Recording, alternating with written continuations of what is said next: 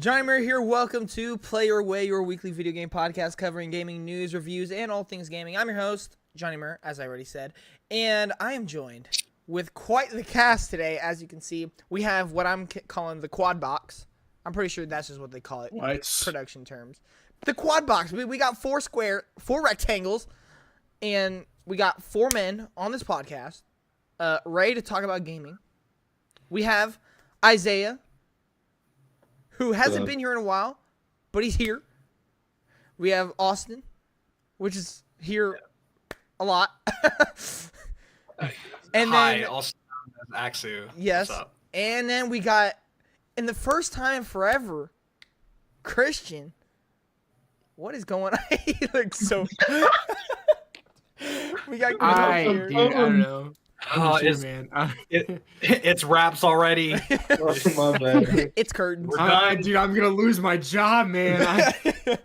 Yeah. No, but It's your first day on the job and you're already fired. as you guys know, for like the Fumbling, first, I'm for sorry. the first like 3-4 months of the year, Christian was the co-host, and then we switched to not doing podcasts at all, and then we switched to having a rotating guest every single week.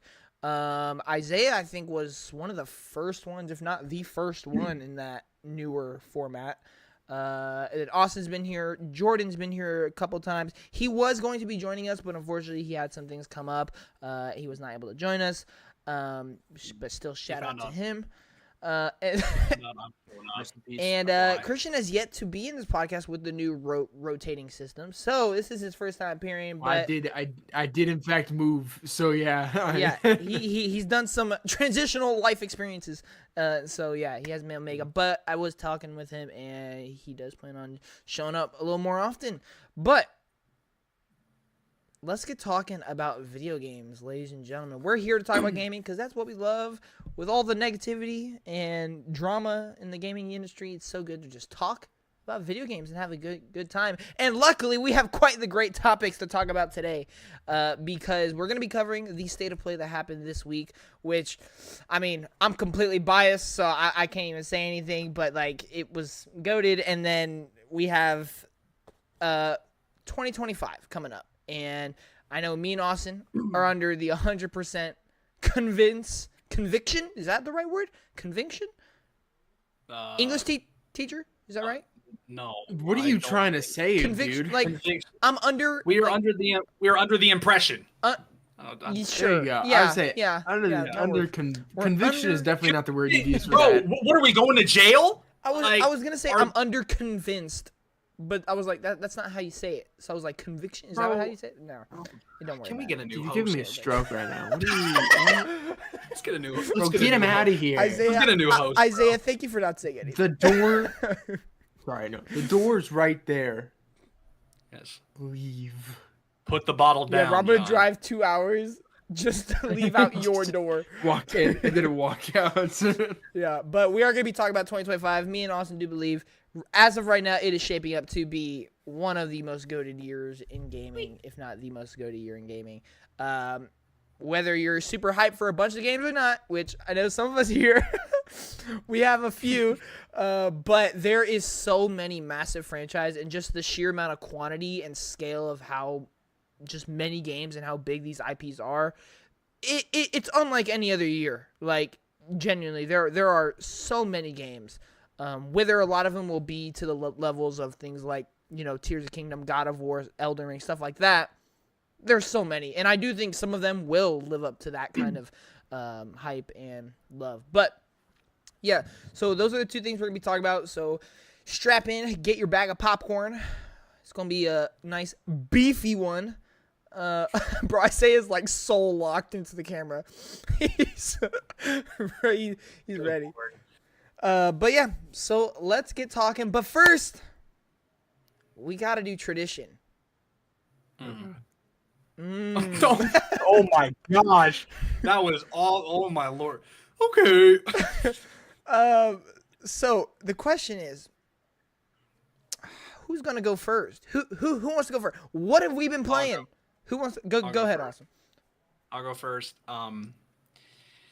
So I was supposed to play Echoes of Wisdom, but GameStop has been screwing me over.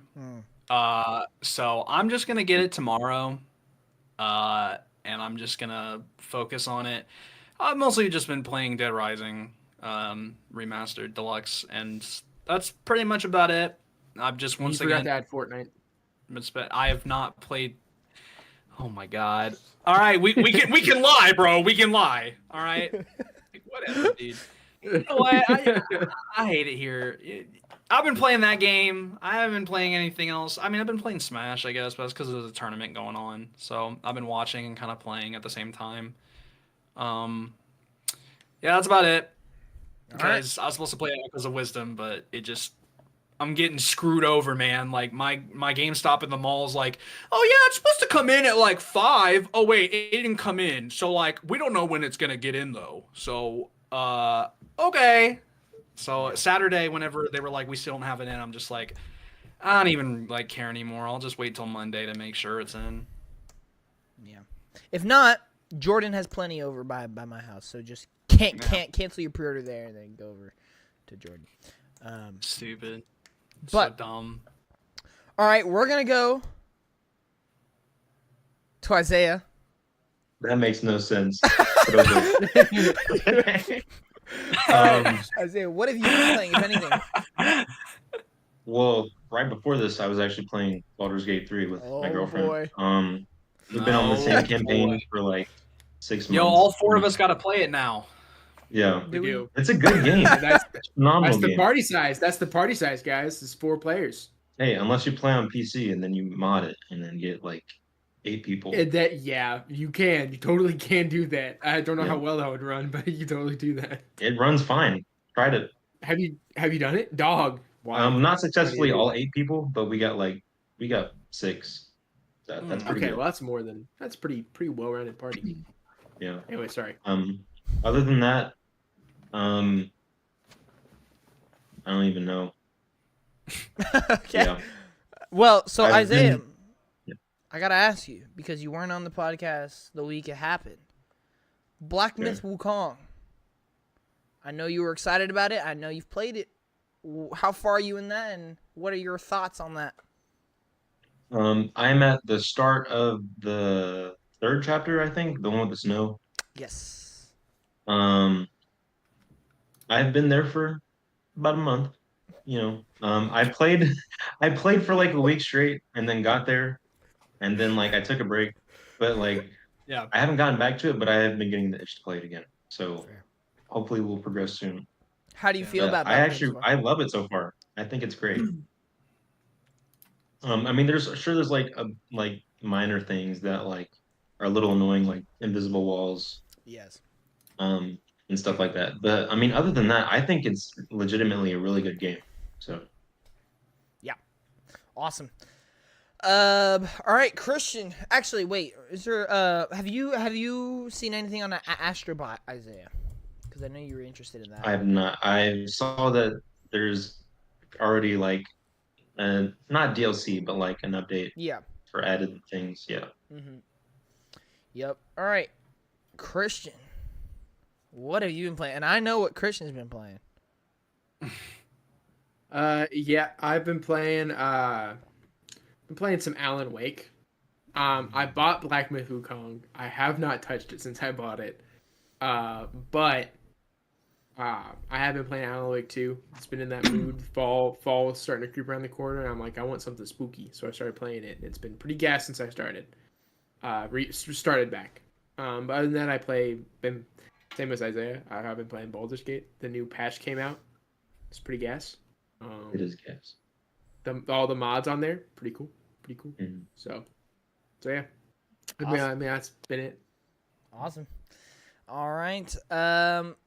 So let's get started with the first Wait, topic. are of you- the show. are you- Oh, are you not John, gonna you say skipped what yourself. you've been playing? Oh, wow. That's a good point. Okay. Like, what are anyway. you doing? So, I've only been playing one game and one game only, Oh. Mhm. and that is Ghost of Tsushima for my 16th time. Yes, I have a counter. And I've beaten it. I completed 2 of the main side quest stories, being the Sensei side stories and then the Lady Masako side stories, and then I completely beat the main story. I've done a bit of the like side duels as well with Ronins. I've in total spent about Those are like the best part of the game, in my opinion. I love those man. duels. Let me tell you. I've spent about 22 hours playing it the last 3-4 days. Yeah, I mean, I don't know. It's just so easy for me to do it. Like it takes me about 10 hours to beat the main story now because I just like it's just I know exactly what to do. I know exactly everything that happens. It's just awesome. But I mean, Like you played it more than once. A couple times, yeah. I mean, I just love it. I mean, it's my favorite game of all time. There's really not much I haven't already said about the game. It just every time I play it, it just reminds me why I love video games and how great games can be if executed right. And it just gets me super excited. Let's get talking about. I can't wait, bro. I've been waiting all week to talk about this dang game. Ghost of Yotei. I looked up how to actually pronounce this thing. It is Yotei. So it's much easier to say Ghost of Yotei. But yeah, if you wanna correctly say it, is Yotei. So yeah. I'm not saying that. That is the correct pronunciation. It is. That is. It is. That is it how is. you But win. I think I just sound stupid saying it. So I've low key gotten a little I bit sound used to stupid.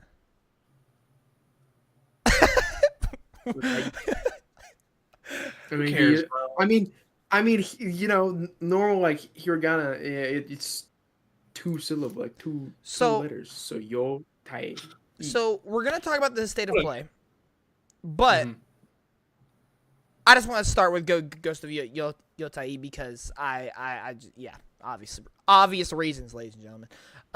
Now, what's really interesting about this game is, and what's really interesting about this cast of 4 here, right, is I feel like all 4 of us are in a different spot with this game because obviously me, it's the sequel to my favorite game of all time, which is like a once-in-a-lifetime thing. I'm never going to have that again. It's just incredible, right? And then we have Christian, who loves the game. It's in his top 10 of all time. It's not his favorite game of all time, but he absolutely loves it.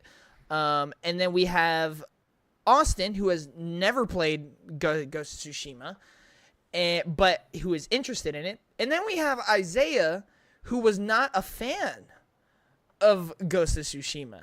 So it's kind of interesting. We got 4 different takes and perspectives on this game. Me and Christian are more similar, I would say. Just I have it ranked higher, but that means nothing in my opinion. So I want to go around and I want to get a feel. How are we feeling? How excited are we? How excited are we? Do we think it looks good? Do we think it looks the same? I want to know, and I think it'd be really interesting. I'm going to throw it for a whole loop. Y'all already know how I feel. I think it'd be really interesting to start with Isaiah because he does not like the first one. So, I'm curious, where are you at with Ghost of Yotei? Honestly, it's kind of making me want to replay the first one I'd love to hear it. because I've been meaning to finish it. Like I like the story. I thought the story was good. I did want to finish it at some point. It's just like it never grabbed me and kept me interested for like long enough to actually do that. Yeah. But now that the sequel trailer has come out, I kind of want to replay it because it looks fun. I'm not gonna lie. Yeah, I'll say it's reinvigorated my interest for it. Cool. You love to hear it. How do you feel? And look, I'm gonna just clarify. I want none of this conversation throughout the whole podcast. I don't expect not Austin. I don't expect Isaiah or Christian to really mention it because they probably have no idea. But I specifically don't want Austin. Woman. There it is. All right. if you guys have been on X or if you guys have been following social media, there's obviously a huge outcry and complaining that the main character is a woman. Whatever. People just need to stop complaining and just play video games, bro. So It doesn't matter. These are the same people that will literally fantasize over Jill Valentine in Resident Evil. Like, even though Resident Evil started Christian off with Bale. like a male character as well, like it's stupid. Yes, sir. Like I don't care. It's literally just social media But yeah, being dumb. anyway. I've stopped caring. You know. yeah. But anyway, I I think it's great. Oh I think yeah. it's great that So, we have a woman protagonist. When I ask this, I'm not asking how do you feel about the decision. I'm just asking like, how do you feel about the main character, or do you think? Or is it like the people who are saying that's like historically inaccurate or whatever? Is it No, the same people no, that it's are literally saying- just no, because no, No, really? It's literally because they started off with Jin Sakai, and then now that they've switched to a woman, and they've said like, "Oh, we think it'd be interesting." They're like, "Oh my God, DEI! Game's dead on arrival. They picked a woman for representation, not because they actually wanted to." It's that basically. At least it's not a black guy. Oh, bro, Ubisoft might have just been shut down because Yeah. they decided to kill the black guy. Imagine that story. That is crazy. put it- Bro, Christian's I'm dead. sorry. I just wasn't expecting that. Bro, I'm telling Isaiah says the most out of left field things, bro. I'm telling you. To put into What is that conclusion- thing? Yeah. to put into conclusion, ladies and gentlemen, don't listen to the internet. Basically, if a video game starts off with the first game in the franchise being a man, if they change it to a woman, it automatically sucks and it's horrible. That's the logic of these people, which is absolutely ridiculous, and they need to be electrocuted in an electric chair. Whoa. Okay. We do not promote violence Just- on this podcast for everybody watching. I mean, okay, they need a lot of help, and just admit that you're sexist. Like, that's all you have to do. Admit you hate women, and you might also be racist behind that screen. It's all right. There's nothing wrong with that. Admit your faults. I and feel get help. like there are a lot of things wrong with them being racist, but it's okay. Yeah, I said get help.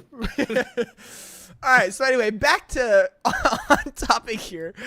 So Isaiah, how do you feel about the main character? Or do you think it is the right decision to go with a new character in a different time period, in a different location? How do you feel about that? Well, simply because it's 200 years later, I think it is very fitting that it's a completely different character. Mm-hmm. I think it's cool because like Tsushima was like an island of Japan. Yep. And there's several islands and there's like a mainland. So, I mean, why wouldn't you pick a different place with new scenery Mm-hmm. and stuff? Just like for a new, fresh view.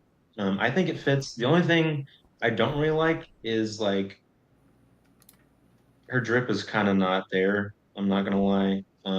I don't see it. I think Jin's drip was a little bit better, but I know, like you can custom, like if it's anything like the first game, you can definitely change it. But like the default one, it's not hitting for me. But you know, that's okay. I have to agree with you there. I think I don't know. I'm not a big fan. I've never been a big fan of like the kimono-esque costumes. Like I've always felt like that's always been like my least favorite part of the Ghost of Tsushima. I like whenever he's decked out in armor. Yes. I Yes, think that's like my 100%. favorite, especially like the ghost armor. The ghost armor is like Oh, the best armor. I know. Yeah, I just look at Man. I just look at the outfit. I'm like, yeah, it's an outfit. Like That I sounds don't like an really awesome care. thing I'm to just say. like I don't know. Such Like, an awesome thing to say. I just never think about that. I'm like, is that like to me? It don't matter. It's like just I care about everything else. No, I You know respect what I that. mean? Like I don't know. Like I don't even think it was bad or anything. I was just like, yeah, it's an outfit. It makes sense. Yeah. So if Mario wore Luigi's outfit, it wouldn't matter. No. I mean Mario's got some drip. Have you seen him? You see that wedding outfit, bro? He's got some drip. Come on. But anyway, Have you, What are you doing? all right. So let's move on. dude? In the same vein, let's go ahead and go to Austin. For somebody who has never played it and who obviously knows about it because number one, he's friends with me and Christian. But just for somebody who's never played it but who has interest in playing it, how are we feeling? Well, first off, I spoke it into existence, so you owe me. I really didn't. I just said it was going to be there because I said if there's any time they should show it, it would be that state of play. Uh, and I was 100% correct. I just was like, there's no other time they'd show it. It's literally today. Um, I literally don't care. I think it looks like about what other people think. I think it looks amazing. I think it looks better than the first one already in terms of graphics. I think it's not only going to, of course, exceed what the first one looked like, but I think it has a chance of being one of the best looking games of all time. I mean, that game looks straight up gorgeous.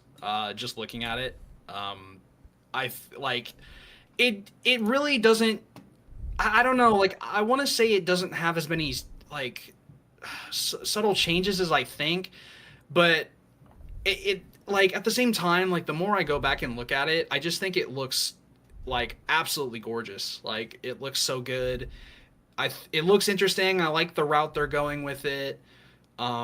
I kind of have to play the first one now since I literally made the joke for the longest time that I wouldn't play it until the sequel got announced, and it's kind of announced now, so I kind of have to. I kind of have to do that. I still can't believe it. So, but I think it looks amazing. I mean, I think it's hard to not. No one can give you any complaints about the trailer. I think the trailer was really good. They had a lot going for it. They showed. I think it got a lot of people interested. And of course, they're probably going to show more gameplay at some point, probably more changes. But I think from what we've seen, I think it was a phenomenal trailer. I don't really have any issues with it whatsoever. Awesome. Okay, outside of the controversy, which I'm not even going to mention it anymore, but for your knowledge of Jin Sakai being the main character of the first one and it being based in Tsushima, do you think it's a smart idea to do an anthology type approach to it? Yeah. Well, I saw a tweet that made perfect sense, and I agreed with them 100%. What are they gonna do? Do Jin Sakai again? Oh wow, he does another war. That doesn't make any sense. That as a story plot line, why would you want to do the exact same thing again? Like that doesn't make any like sense at all. It's like, all right, Jin Sakai just went through an entire war and now it's ended. Oh, in the sequel, let's put him through another one. Almost the exact same plot. Like, that doesn't make any sense, bro. Like, I think it's perfect. I think where they're going is really... I love it. I think it's great. I think they should have picked a new protagonist. I like the protagonist they picked. We have too many Japanese games with men protagonists. And that's what I hate about all this, is that it's just dumb because I like when we actually get things different. And yes, the Ghost series is separate from a lot of other things and it has its own unique style. But I just feel like adding another male protagonist once again is like, it's just going to make it similar to a lot of other things, even though it's not. But like, I think it's cool that they're taking that route. I can't think of a lot of games in like that style of like Japanese games that have a female protagonist, which I think is awesome, and I think they're gonna nail it like they did the first one. I don't see a world where they don't.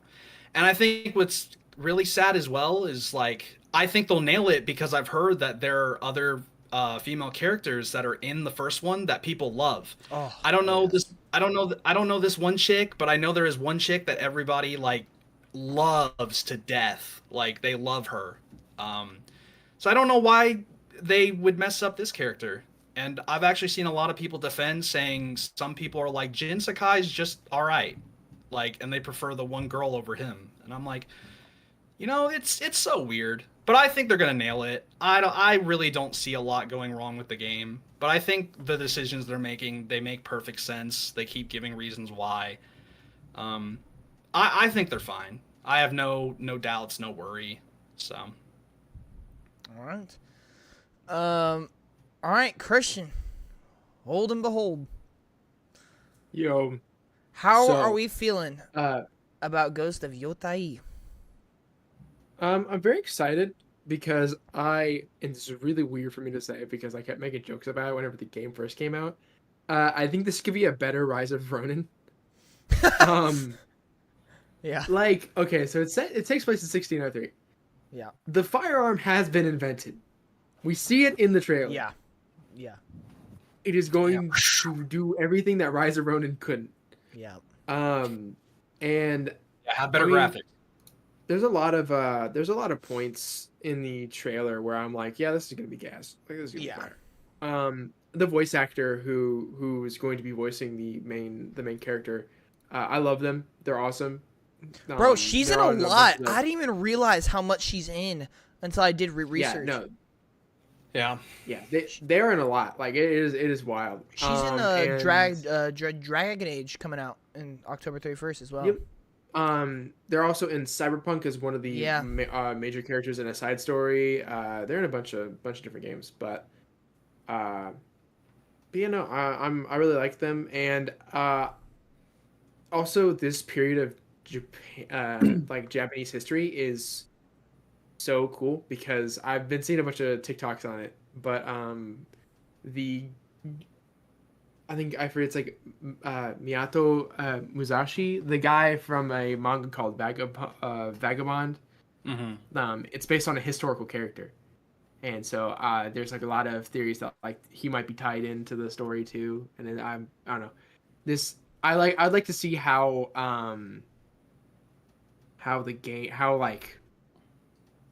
she gets the ghost title. Because, like, obviously, she's going to become the ghost. Like, throughout the game, Yeah. like, she's going to earn the title the ghost. Yeah.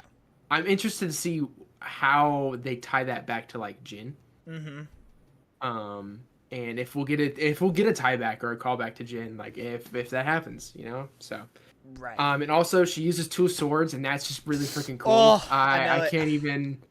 I saw that part in the trailer, and I'm like, you know, like, that was awesome. That was so cool. Pog face. Wielded. Yeah, I'm so excited for the game. Like I love Ghost of Tsushima. I agree that it could be one of the prettiest games out there. Oh, yeah. But I think the story. I don't know. I don't want to say the story could be better than Jin Sakai's, but there's a lot of things that have happened in the 300 years between Ghost of Tsushima and Ghost of Yotei. So. There's a lot of stuff that could have been going on, so I'm very interested to see how it plays out. Yeah. So yeah, and the fact that it's coming out in 2025 is the craziest thing about the game. Man. I knew it. I had a feeling. Yeah. I called it. I was like, "Yep, here it comes." It just came. Yep. So I was like, "Yep." Austin Saying Bell it. cool with Delphi. Like bro is on it. Gosh. Yeah. Like I feel like I understand. Like it just all makes sense to me. But I know how next year's gonna be, bro. I knew it. Austin right now. What?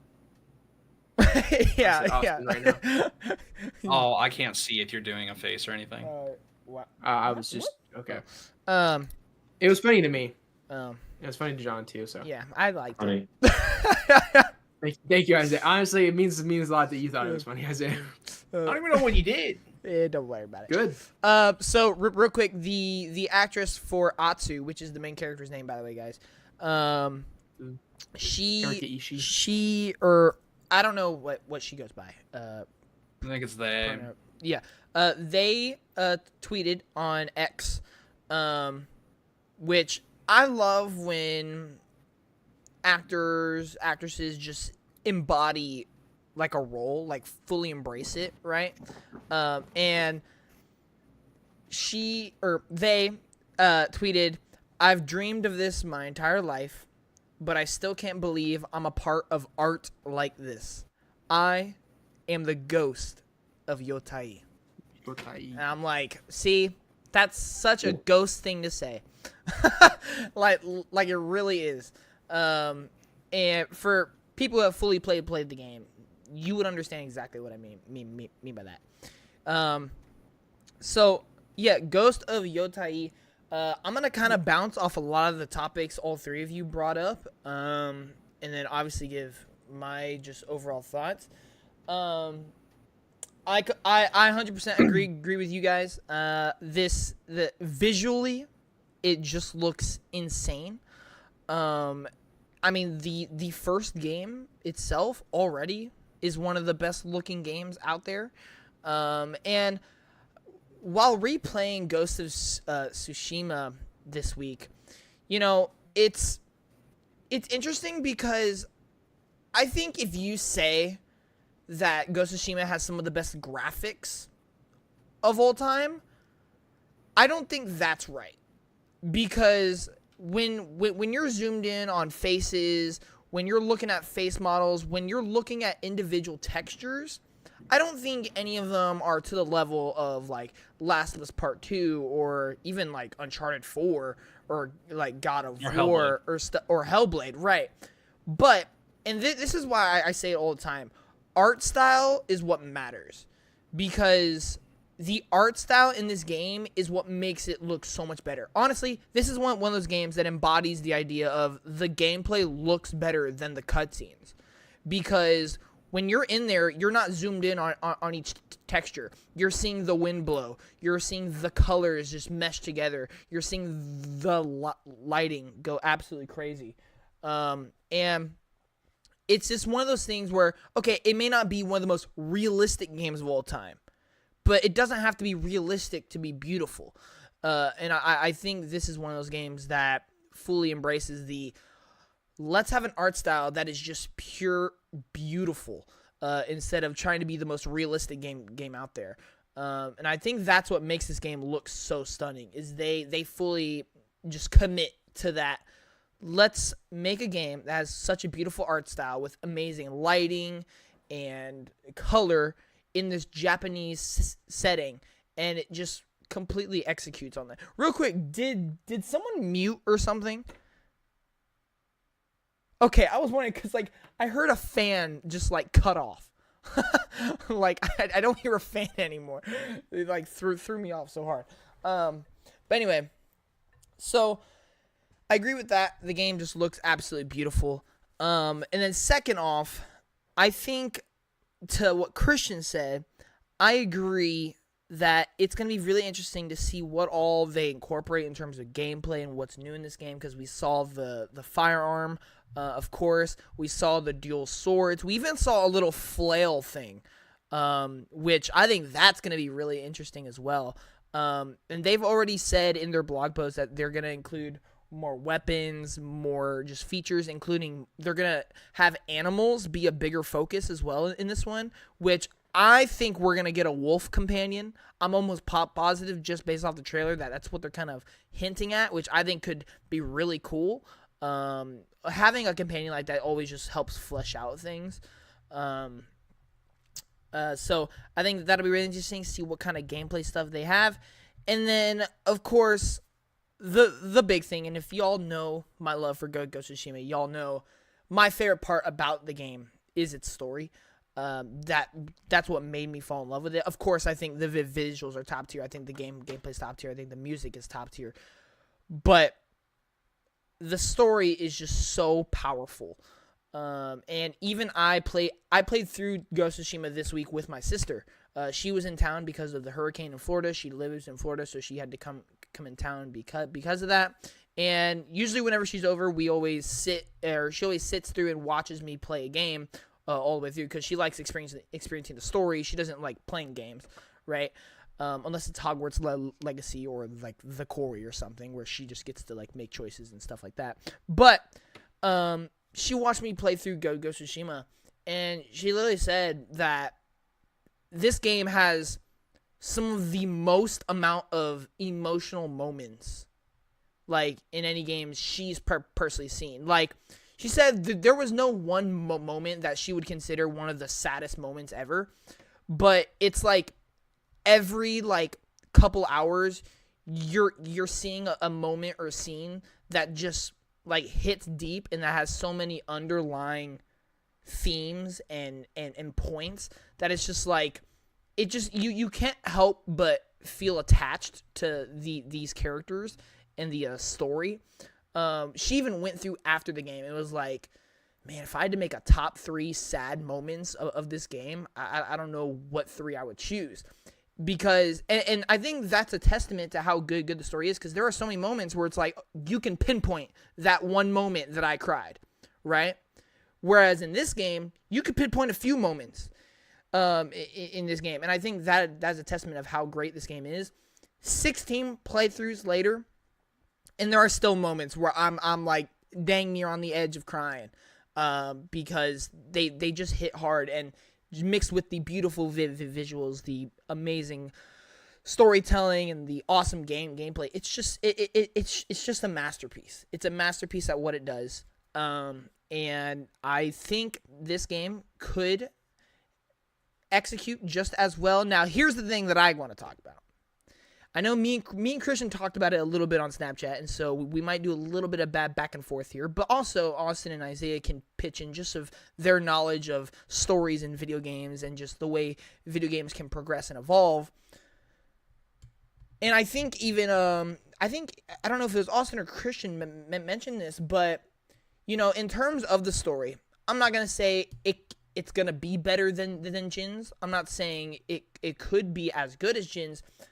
But I think the idea, like Austin said, I think the idea of going for an anthology series, going for a completely separate story with a completely new character in a different location, I think gives this game a better chance of being just as good than if they were to do a Ghost of Tsushima 2. Because I think what makes this game so special is it feels like a finished story. It feels like a focused story from start to finish, and it feels like the origin story, like Sucker Punch said, that they love to tell. It does feel like with Ghost of Tsushima, if they were to continue it, of course it'd be awesome and it'd be cool, but would it have the same effect on you? And that's I think the question that a lot of people are asking, especially I'm asking, and it was one of my biggest fears. It's like, okay, I loved Ghost of Tsushima because of that impression and that experience that I got, but is just doing it again or doing more of it gonna bring that same feeling? While I would love it, and I love Jin Sakai, there are so many franchises and things that should have ended in a certain spot, but unfortunately kept going, and it just progressively gets worse and worse and worse. And I feel like with something like this, you know, having that focused story, telling a story you want to tell from start to finish is the right way to do it. And I think because it's going to be a new character, a new location, a new story, I think it does have that chance that it could leave a similar impact on you. It's not going to feel like, oh, we're just doing it again, and it's more of it. It's going to be like, okay, what are we in for this time? We really don't know.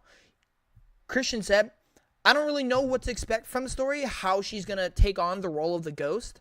We don't know. It's going to be different.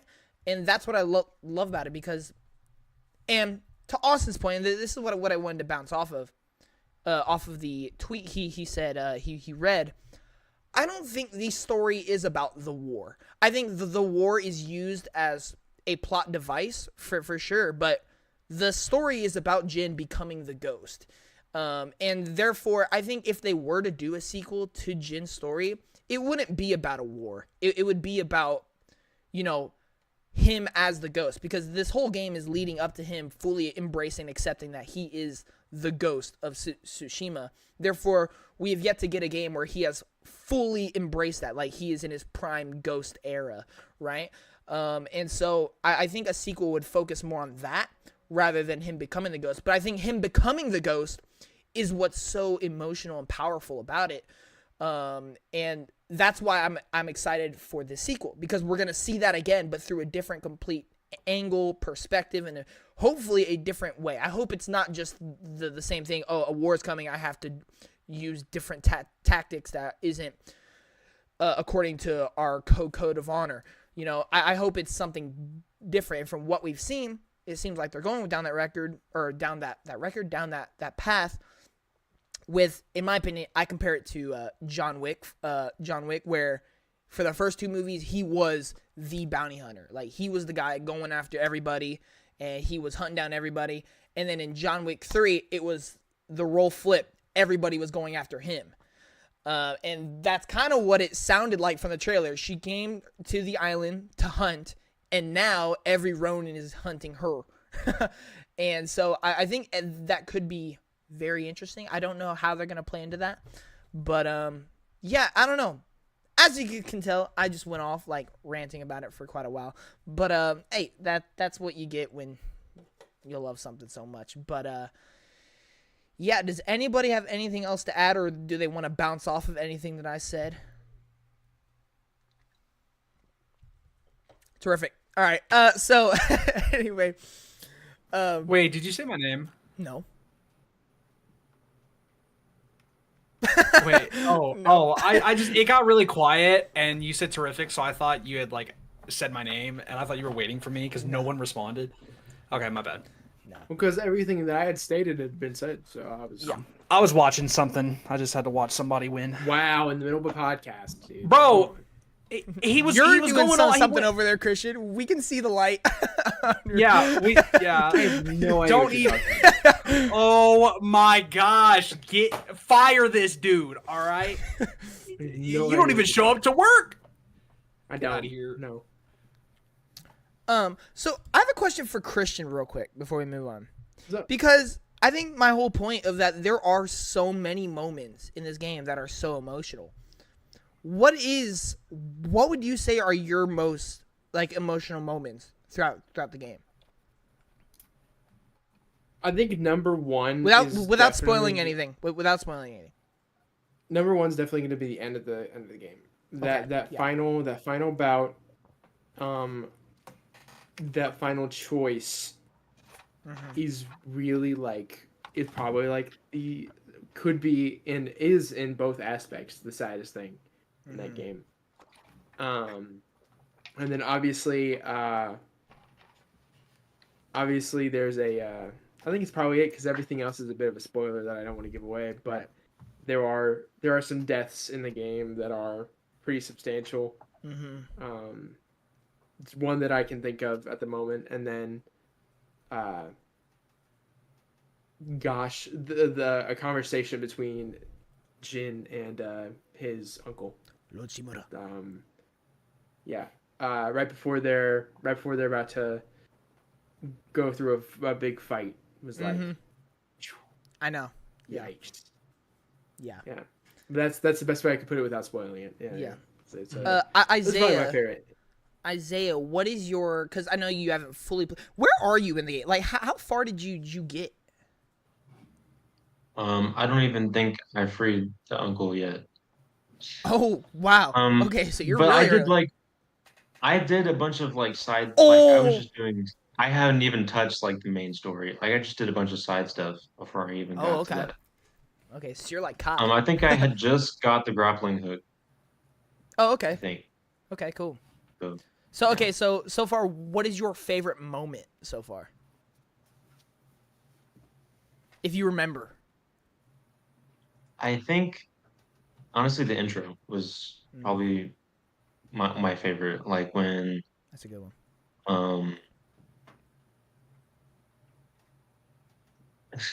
hold on, I have to think like I'm trying to think between I don't know if that like initial first not fight like on the beach that was that was like the intro wasn't Yeah, it? that was that Like was, the tutorial. yeah, that was Is what you're And talking then about? yeah that whole section was probably my actually favorite. the tutorial was when you were dueling your uncle as a young kid. Oh That's oh right. yeah Yeah. I was thinking like when you were when like you have nothing and you're like sneaking Oh yeah, through that's like and getting I would yeah. say that's a tutorial too, right there. Yeah, Yeah. the whole intro spans about like 45 to an hour. It's not until you lose to Koten Khan in the beginning until like the title flashes on the screen, which is such a beautiful moment. By the way, that title screen is one of the best, man. It never gets old. Real quick, Jordan brought in a really good point. Christian will understand. He put a horse emoji in the Gosh. Oh, yeah. dude, I know it. Oh, Yeah. sheesh. Woo, that's a good one. But that is my point exactly, because Christian had his most emotional moment. My sister had her most emotional moment. Jordan has his most emotional moment, and I have my most emotional moment. And it's crazy to say, each four of us have a different moment. That just goes to show you exactly how many great moments and how special this game is. And one thing I'd like to add is This isn't one of those games that, oh, they just do something really sad and play really sad music in the background. That's what makes it an emotional moment. It's the fact that it's powerful and everything means something. Not even just to the plot or conflict of the game. As a person, as somebody who has values and morals, it just makes you feel, it makes you like question yourself, and it's just it like hits deep. You feel for so many of these people rather than like, oh no, he died, sad teary emojis. It's like, how do you even go through like a thought of that?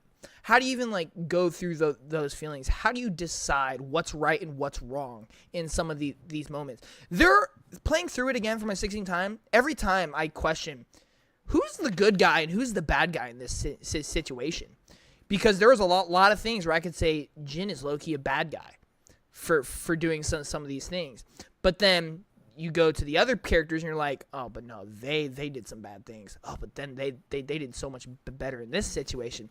It really is just a powerful game. But yeah, I think that's enough on Ghost of Tsushima / Yotei. I think it's fair to say we're all excited for the game, or at least some of us are interested in it. We think it looks great. Yeah, I'm just super stoked that it's actually a thing. Because I mean, it's my favorite game of all time, and I've been waiting for a while, and I'm never really gonna get that experience again, a sequel to a new game. Like, it's just interesting. They did say that this will be the start of the franchise expanding into movies, into spin-offs, and more entries, which that really excites me. But yeah, does anybody have anything else to add in terms of Ghost of Tsushima / Ghost of Yotei? No, I think I'm good. All right. I don't really feel like there's much else to say. I feel like you covered it, and like we just need more trailers. That's about it. Yep. I do think we get gameplay at the Game Awards, because they literally Sucker Punch literally said that we're gonna hear more about the game this year. Yeah. So it's definitely gonna be the Game Awards, which that's how it happened with Ghost of Tsushima. PlayStation announced it, and then at the Game Awards we got like the release date and the trailer. So, or a gameplay trailer. So I think that's exactly what's gonna happen again. But oh my god, I need a drink. Anyway, let's go ahead. Let's get talk about the rest of the state of play. Probably won't take as long on this as we did Ghost.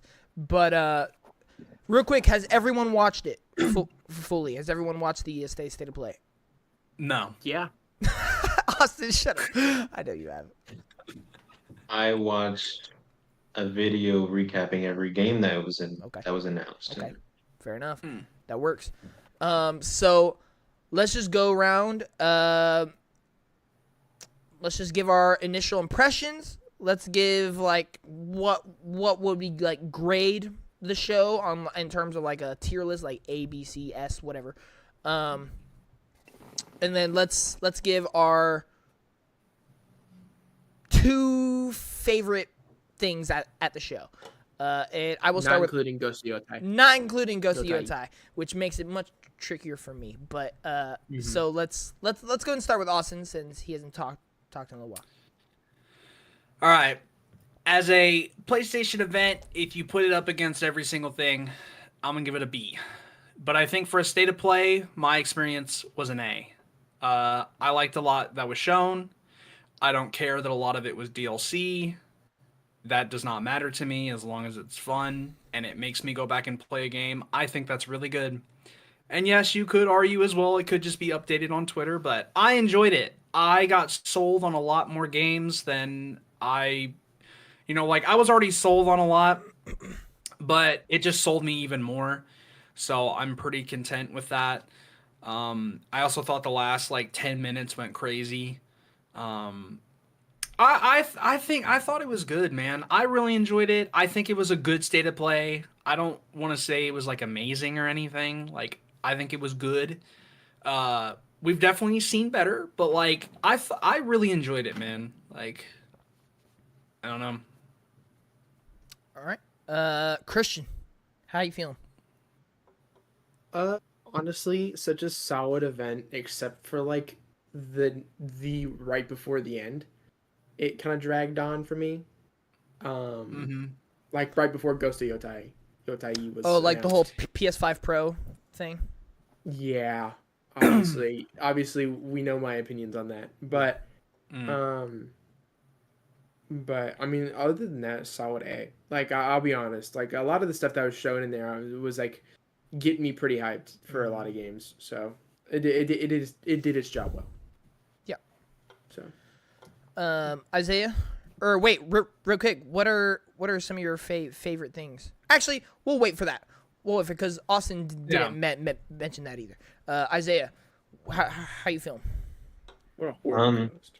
I didn't. Okay, so I didn't actually like watch it. I just watched the review, as I said. Yeah, that's cool. So, just based off of the games that were like announced, I'll give it a B.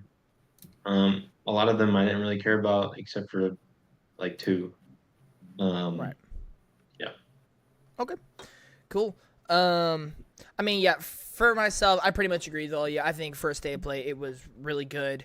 I love it. Like, obviously, biasly, I have to give it an S. If I just didn't, I'd be like lying, fake. Like, there's just no way I can't.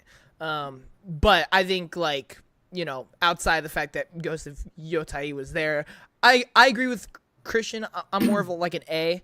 And the reason being, I agree with like what Christian said. Like, there were just so many games that afterwards I was either now interested, or I was either sold on, or what I think which is really special about the state of play is there were some games that I was interested or excited for, but now I'm like hyped for. Like, I'm like so ready. One of those being obviously a game I'm pretty sure I know Austin and I are very excited for. But I think that this state of play just did a good job of getting us excited for a lot, while showing some interesting things and not really feeling like a snooze fest, which a lot of state of plays are kind of known for. So I think it overall did a really good job. Now, yeah, comparing it to like a showcase, it's kind of unfair, but like for state of play, it really is up there for sure. But so let's get talking about some of our favorite things throughout the show. Does anybody want to just blurt out a game?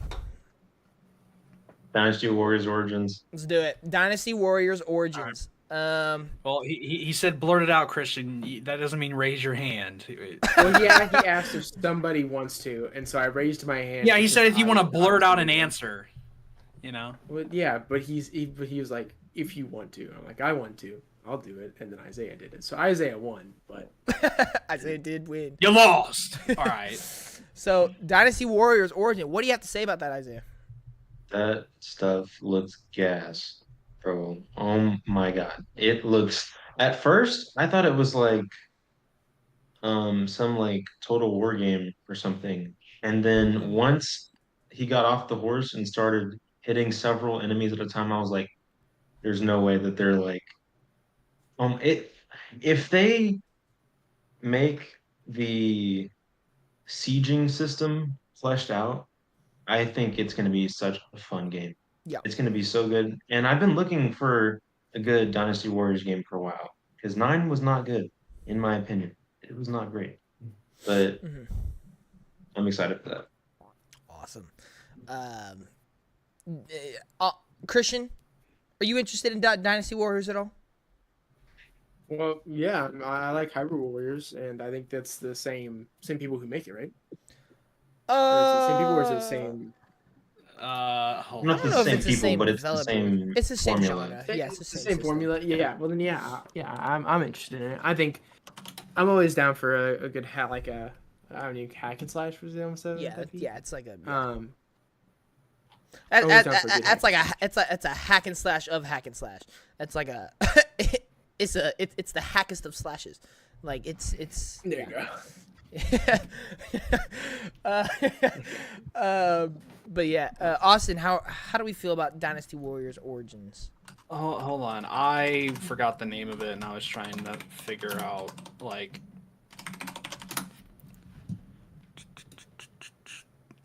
Oh my goodness! Nope. Christian's dead on the money. It's made by the exact same team. Really? Oh. Oh snap! Yes. Look at it! Oh, and he walks Yeah. off. Yeah. He's that guy. Yep. Hyrule Warriors is a 2014 hack and slash game developed by Omega Force and Team Ninja. Dynasty Warriors. Dynasty Warriors is a series of Japanese hack and slash action video games created by Omega Force and actually it's still Omega Force, but it's Koei Tecmo, I think, instead. Oh, yeah. Is Omega Force the publisher or developer? I think they're the dev. Oh, okay, wow. Yeah, I think they're the developer. It says Koei Tecmo. Yeah, Koei Tecmo. It says publisher, I think. So. Yeah, it says Omega Force is a developers, but in the publishers they don't put them. Okay. Well, interesting. Wow, good job, Christian. Low key, that's kind of a snipe. So I'm interested in the game. It sold me a lot more. My only thing is I agree with Christian. Like, I like Hyrule Warriors, but I do think, if now that I know it's made by the same team, my only thing is I hope they flush it out a bit more. That was my whole thing about Hyrule Warriors is I really liked it, but in some ways I felt like it was too linear and there wasn't as much to do as I would like. And I just feel like if they could add a good chunk of stuff to do besides fighting constantly, like. I think I will really enjoy it. Not to say that I won't, but I am interested in it, especially not knowing that, like, even though I didn't know that info, because I like games. I liked Hyrule Warriors and how that played, and knowing it's going to be made by the same team, I think they're going to do pretty good. I think it just depends on how it does, how it runs, just how much content there is. I think that's going to be really huge. But I'm interested. I like it. I think it looks cool. But we'll have to see when it comes out if I really do like 100% go through with it and just try it out, you know? Right. Yeah, for me, I've liked a lot of these kind of like Warriors games where you're just fighting hundreds of enemies on screen. You're slashing all of them at once. Yeah, this is definitely a game I'm excited for. Not like excited because like it's gonna be like an amazing experience or anything. It's just one of these games where you could just go in and have absolute fun, and just cause chaos and just wreak havoc. And I love a lot of those games.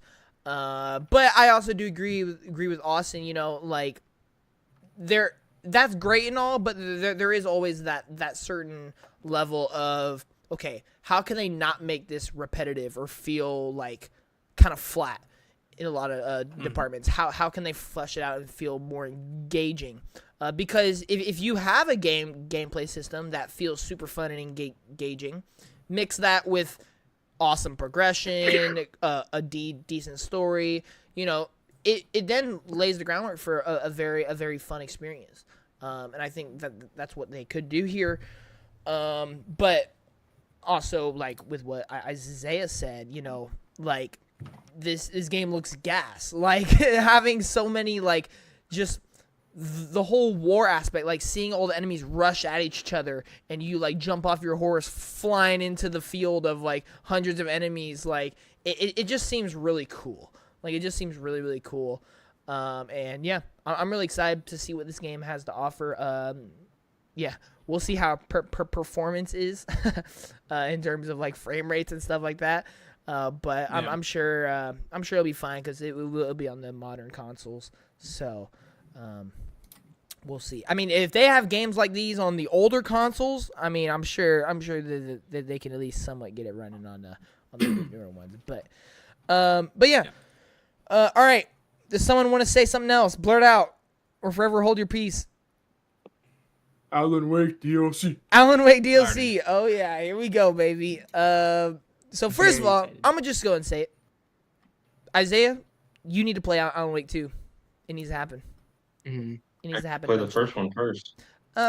Yeah, true. Well, you don't need to. It's on Not Game really. Pass. I just need to download it and You play it. should. You should. play. Yeah, but I don't think you need to. But yeah, you should. All right, Christian, what do you have to say about the Lake House Alan Wake 2 DLC?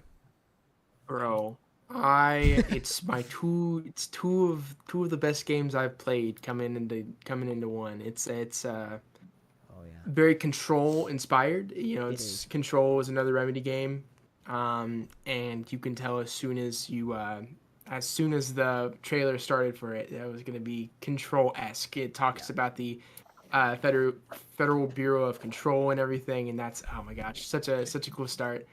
And I'm always excited for another Alan Wake DLC. I need to play the first one even. So, Yes. the fact that we're getting a full story expansion. And one thing I'm gonna say is like Remedy does a really good job with their DLCs because I played all of the DLCs for Control, and they're all really good. Yeah. Fantastic DLCs. So, once I get the deluxe edition for Alan Wake 2 and everything, I'll be playing the DLC out of that. And I'm very excited to see because the lake house is actually mentioned a couple of times through the game in Alan Wake 2. Like if you're just like reading and you read like the lake house, you're like, Yep. wait a second, Yeah. you're not supposed to be here. And yeah, apparently it stars a character that I haven't met yet in the game. So I think I don't. That's So all I gotta say though. I'm a little curious how they're gonna do it because the first DLC there's 3 chapters, and each chapter you play as a different character, whereas this one it just seems like all of it takes place in one setting, which is the bureau. And so I'm curious if it's just gonna be one like massive chapter or if it's gonna be 3 chapters in the same area with the same character. I really don't know how it's gonna work yet. But they have a Remedy themselves even confirmed that this DLC is going to be like full sending horror, which I love that. Like I think the horror aspects are some of the best parts of Alan Wake 2, and so I'm really excited to see what they can do, just fully embracing that. Yeah, I will say the first DLC for Alan Wake 2 is also really, really great. It's just the story of Alan Wake is just so incredible, and not even just Alan Wake. The whole Remedy universe is just so unique and different. I'm just so excited to see where they go because at the end of Alan Wake 1 or Alan Wake 2 DLC, the first DLC, they're going places that it can get insane. It really could get insane. Bro, just thinking about it gives me a stroke. Like it's insane. Like if you thought the main game was confusing and insane, the DLC just says, "Hey, what if we just took everything and just said screw it?" Like it really is ridiculous how they did the DLC. But yeah, I'm very, very excited for that. Austin, you played Alan Wake this summer. You have yet to play the first DLC. But how do we feel about possibly playing DLC or about there being a second one? Goated. Fire. like what? Of course, a game that good should get more content. Like, I feel like it's just, like. It's too good to not get more content. Like it's phenomenal. I'm excited to see how they're gonna go because from what it seems, it's going in the Control route, which is another game I need to play. That is on my list. So I'm definitely curious to see like what they do. I'm honestly like I'm trying not to know a lot just so I can go in and just experience it just because I know it's gonna be phenomenal. So I'd rather just go in and just completely just experience it all in one package without kind of predicting anything. Because I think that's what makes Alan Wake Alan Wake 2 so much fun. Is you never know what's gonna happen. And I think that's what's really good about it. So I will eventually get to the DLC. I'm not 100% certain when, but I do plan on playing it at some point. So Awesome. I agree, bro. I think this game is so unpredictable. Like you think you know where you're going, and then you get to the next chapter, and it's nowhere near what you predicted, and then it's just like, and then it introduces a whole new thing, but you're like, what does this mean? What's going on? Yeah. It is oddly the most unmeta game I've ever seen. It's so meta. Okay, whenever you hear meta, you think of like Scream and like Deadpool or like a lot of these, the like fourth wall breaking. But it's the weirdest like I don't even know. It's meta, but only in its own story, and it's just so.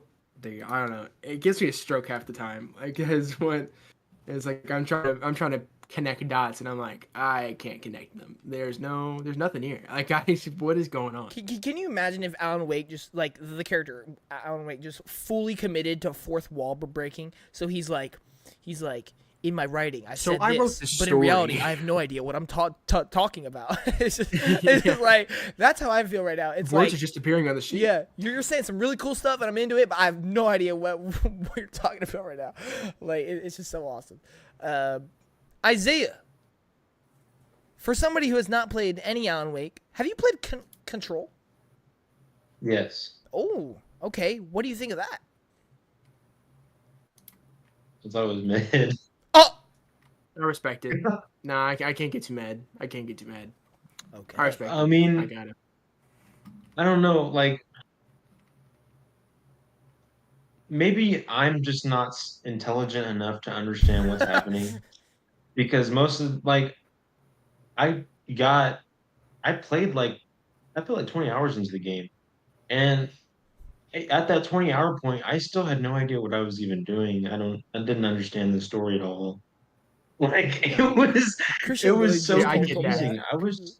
I was just confused. I was like, why am I playing this if I don't know what's happening right now? So I stopped. Dude, it takes a minute. Like I know, I get that. It is the same thing with Alan Wake 2. It is a confusing game up until you hit like a certain point, and then everything like shifts into place, Yeah. and you're like, what's going on here? Yeah. But no, dude, the Remedy games are like that. Like that's what that is. So Yeah. Well, even with that, do you have interest in like Alan Wake at all? You know, now that we're talking about it, I'm thinking about just downloading the first one like right after this and giving it a playthrough because it sounds really interesting and I definitely want to try it. I will say I think the first one is easier to digest and like consume because like Control is what are you shaking your head for, Austin? Okay, what do you like compared to the second one? Like compared to Control and Alan Wake 2, like it's not as like so many branches like going left and right. Like it's more of let's say condensed. it's a watched more the- linear experience. I watched a whole breakdown video of one, and it still makes absolutely no sense to me. I mean, Like, yeah, the ending it's still specifically. confusing, and there's still a The, lot of the, mystery. the ending makes no sense. I think 2 makes so. I get everything that happens in 2. I completely understand where it's going. Like 1, the ending still doesn't even make any sense to me, like at all. Like Alright, so I I have a question. cannot figure out the Where's ending of 1. two going?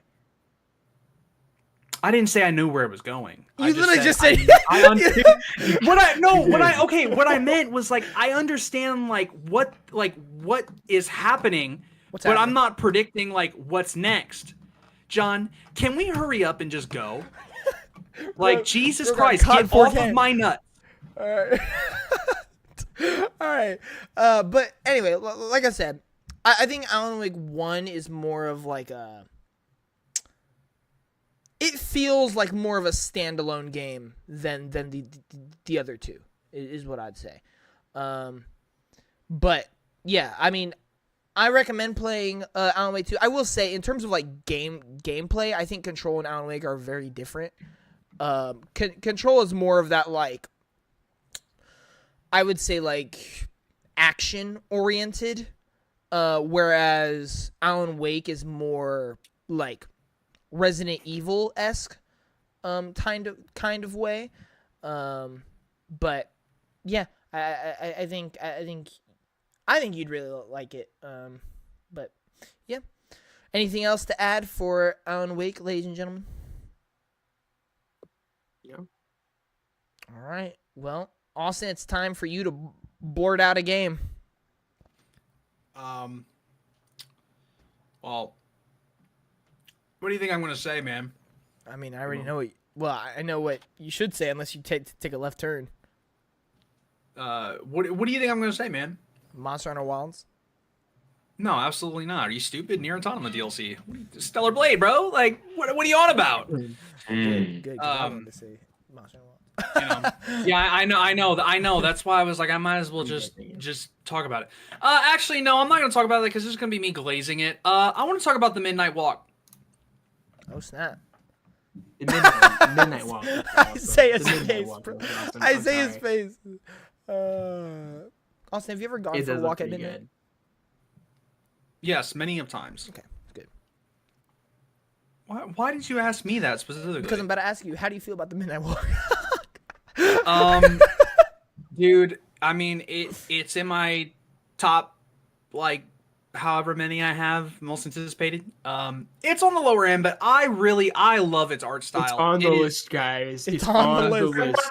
It could be down at the bottom, but it's I have on like the a list. hang on. I gave up at doing like a top 20, top 25. I just have like just a list of like S tier and anticipated games, like just like up there. But yeah, go ahead. So it's on the list. I think it looks very cool. I love its art style. It's got a little bit of I'm trying to think of the word for it. It's a certain type of animation. I think it's don't know if it's claymation. fully, like kind of claymation mixed with a little bit of CGI. I think. No, the entire game is filmed is it not? with actual clay. Okay. All right. So It's just put like I think under a video game engine. yeah. It is. I think it looks phenomenal. I think it visually looks really good. I think for a VR game, I think it will be better. But knowing that it is going to be on console, I think it's cool. I don't think there's going to be a lot to do gameplay-wise, but I think for what it's trying to do, I think it could be a really cool idea. Wait, it's a VR game? It's VR or normal. Oh, okay. Yeah. But it feels like it would be catered more towards a VR game when you look at it, like so far. It feels like it'd be more wild, yeah. Like it'd be like weirder in VR. Yeah. I will say, I feel like we need a word for this, because there are some games that are way better looking at and just experiencing than actually playing. Like, I would say, like, Hellblade is one of those games. Like, Yes. it's not, like, super engaging gameplay-wise, or it's not super in-depth, but it's just so cool to just look at and go through.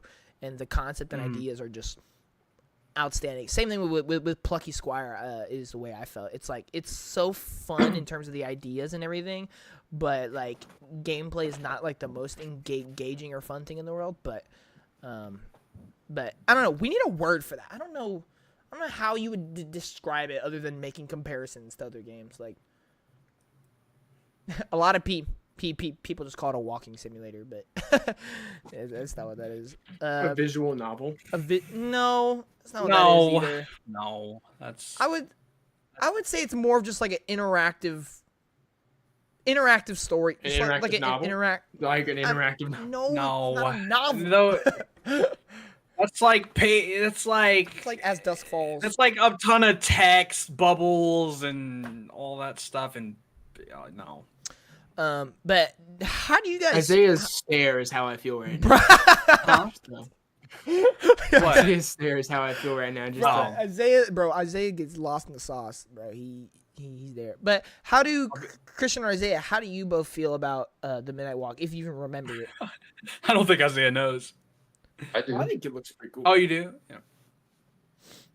That's why I really don't have much of an opinion on it yet. I think it looks cool. Yeah. I think it Definitely not reminds my me. list, but yeah. It reminds me a lot of Little Nightmares. Not gonna lie, Yes, dude. That's what I was thinking. and I like that. It gives Yeah, off the vibes.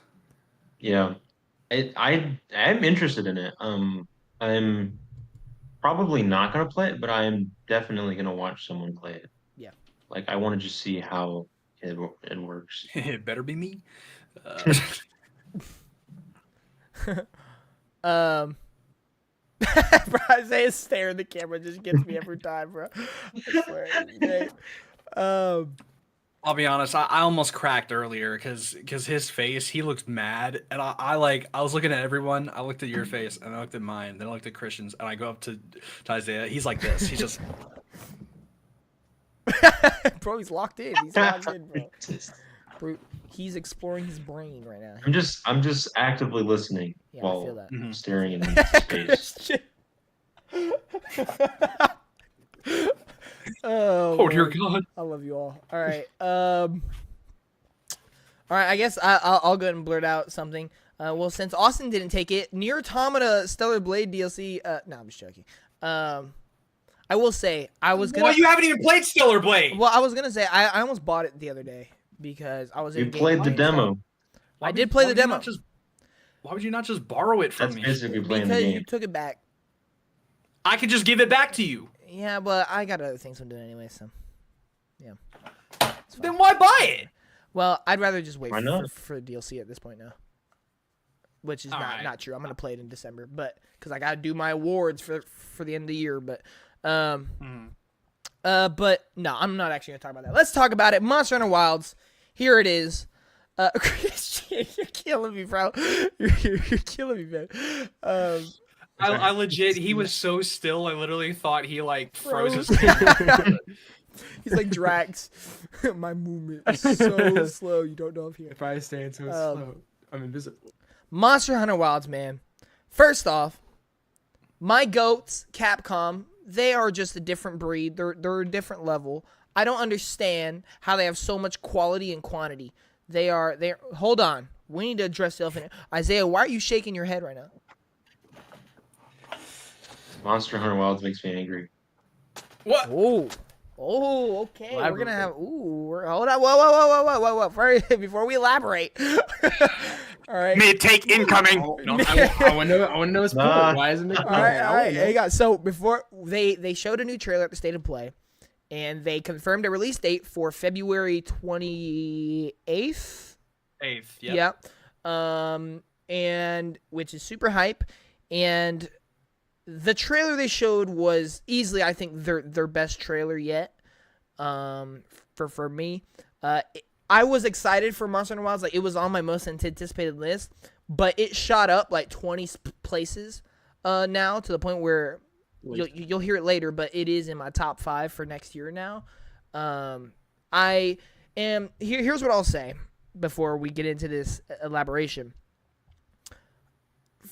For me, I mean, as you guys know, I love trailers and like marketing and stuff like that, like cover art, stuff like that.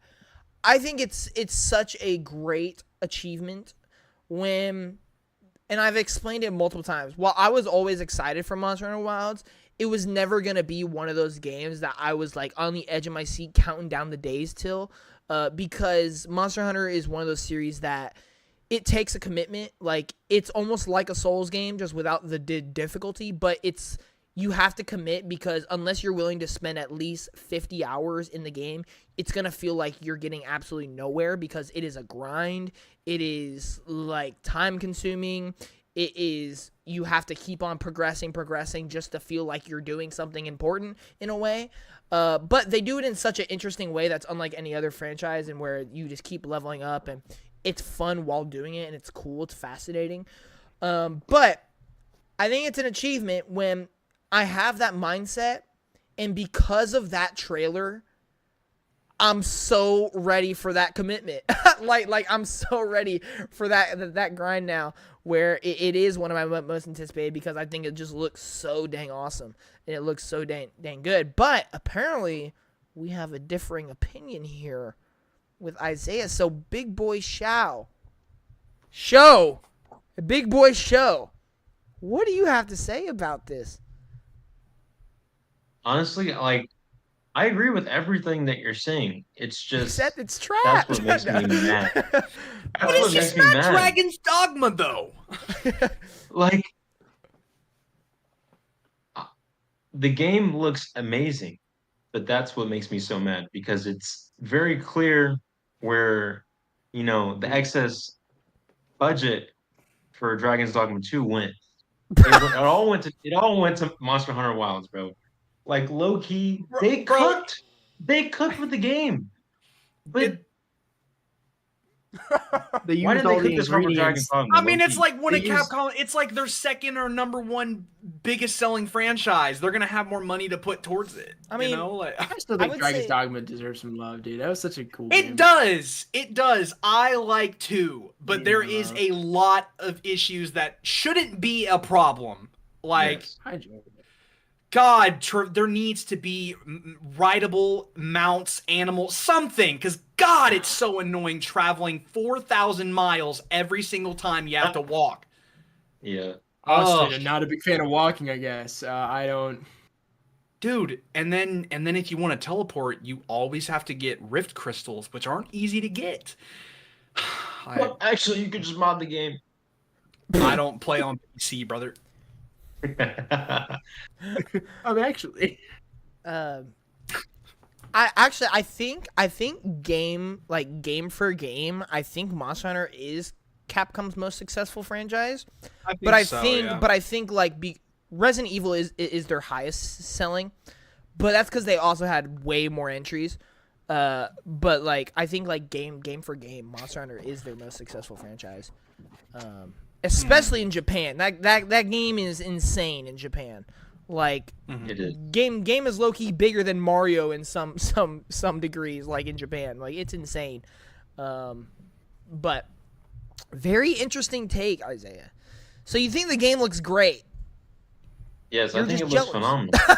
phenomenal. Yeah. I'm just jealous. Fair enough. I feel that. So you're not going to be playing it for that reason? No, I am gonna be playing it absolutely, but He's just gonna be but mad still, while doing it just makes me mad. That, you know. Yeah. God, Christian, damn, this game is so good. yeah. So Christian, what does that mean for you? We can always get more, you know. I think it looks garbage. No, I mean I don't know. I think it's fine. I don't know. I'm not like a massive fan of Monster Hunter. The only reason why I played it was because of Michael. Because he conned me into playing it for like 6 months. And we played it pretty thoroughly. The Monster Hunter World, I think is what it was. Yeah. Yeah, and it was good. I mean, I don't know. It looks good. Yeah. It looks like a game that, like, you guys will play for an amount of time. I will just live vicariously through you because it's just not my type of game. Fair. No, I feel that. Yeah. Honestly, I'm not really like the biggest Monster Hunter fan. Like you, I've played World, and I thought it was fun. I don't think it was anything special in my opinion. And then I played Rise, like literally the same thing. I was like, it's fun. I see why people like it, but I'm not like. Yeah, but I don't. you like, can't, love bro. How much time did you spend on them though? it. About 45 hours in World, and then like 27 about in Rise. Okay. It's just the type of game it is. Like, I was expecting him to say like 3 hours because when we played it, I played it with him for like maybe 3 hours on And I Xbox, was like, yeah, that's but I not played enough. on That's not Switch. enough. No, but I played on Switch Oh. when it was exclusive. Oh well, that's definitely gonna ruin your experience. It was fine on the Switch. Surprisingly, Really? it was fine on the Switch. Yeah. But somehow Echoes of Wisdom has frame rate issues. Yeah, I all don't right, understand. bro. I don't understand. But Game right there. but yeah, I think Monster Hunter is a great franchise. But yeah, it's never been one of those things where I'm like, it's incredible, like what this franchise does. So honestly, I completely understand where you're coming from, Christian and Isaiah. Honestly, if I was not as big of a Capcom fan as I am, like, I'd probably be kind of on the same boat like Isaiah and Christian are, where I think it looks great, but I'm not like super excited for it. But I will say, I'm gonna join Isaiah here with a hot take. I think people saying this game is visually one of the best games, I think is cap. Who has said that? I think it's cap. Are people actually Like, saying that? Yes, there Give are me their address. people. I think saying, for Monster Hunter, you could say that. yeah, but that's not what they're saying though. Well, yeah. Well, I will say it does look very good. Like Yeah. a lot of things look very. I think it looks really good. I wouldn't say it's like out of this world up there, but I do think it looks really good. Right. No, I think it looks Horizon great. looks better than it. Not gonna lie. Oh, Oh, well, yeah. that's not even a There's no- competition. There's absolutely no Yes. competition. Like, No, but Yeah. that hot take was not saying it looks bad. It does not look bad anyway. It looks It just really doesn't good. look It's best. not a visual showcase game like everyone's Yeah. making it out to be. It's exactly what you'd expect from Monster Hunter. It literally just looks like the next step for Monster Hunter World. Like that's Yeah. literally what it looks like. But I think I think what makes the game and what's obviously going to make the game is its gameplay. That's what's made the franchise like ever since. What I will say, I'm loving this game specifically more than Rise and World is the monsters specifically look so cool. There was that whole water creature or like swamp creature in this newest trailer. That thing looked insane. That thing looked awesome. But yeah, I'm just really excited. I think where Monster Hunter needs to improve, especially with this one, and this is also what I've seen from a large amount from the community, is Monster Hunter has always been that game where let's have an awesome like world, let's have an awesome gameplay system, let's have decent looking visuals, on top of a simple story, just like a story to just make everything make sense. I think they need a story that actually feels important. And I think that this is one where they could do that. I don't feel like they've really marketed it that way, which kind of worries me that that's not going to be the case. But I think in some ways they have. They've shown a lot of cinematic like cutscenes in the game that Yeah, but feel like that's it's not- trying to make things more impactful and stuff. I don't know if cinematic cutscenes means it's going to be an important story.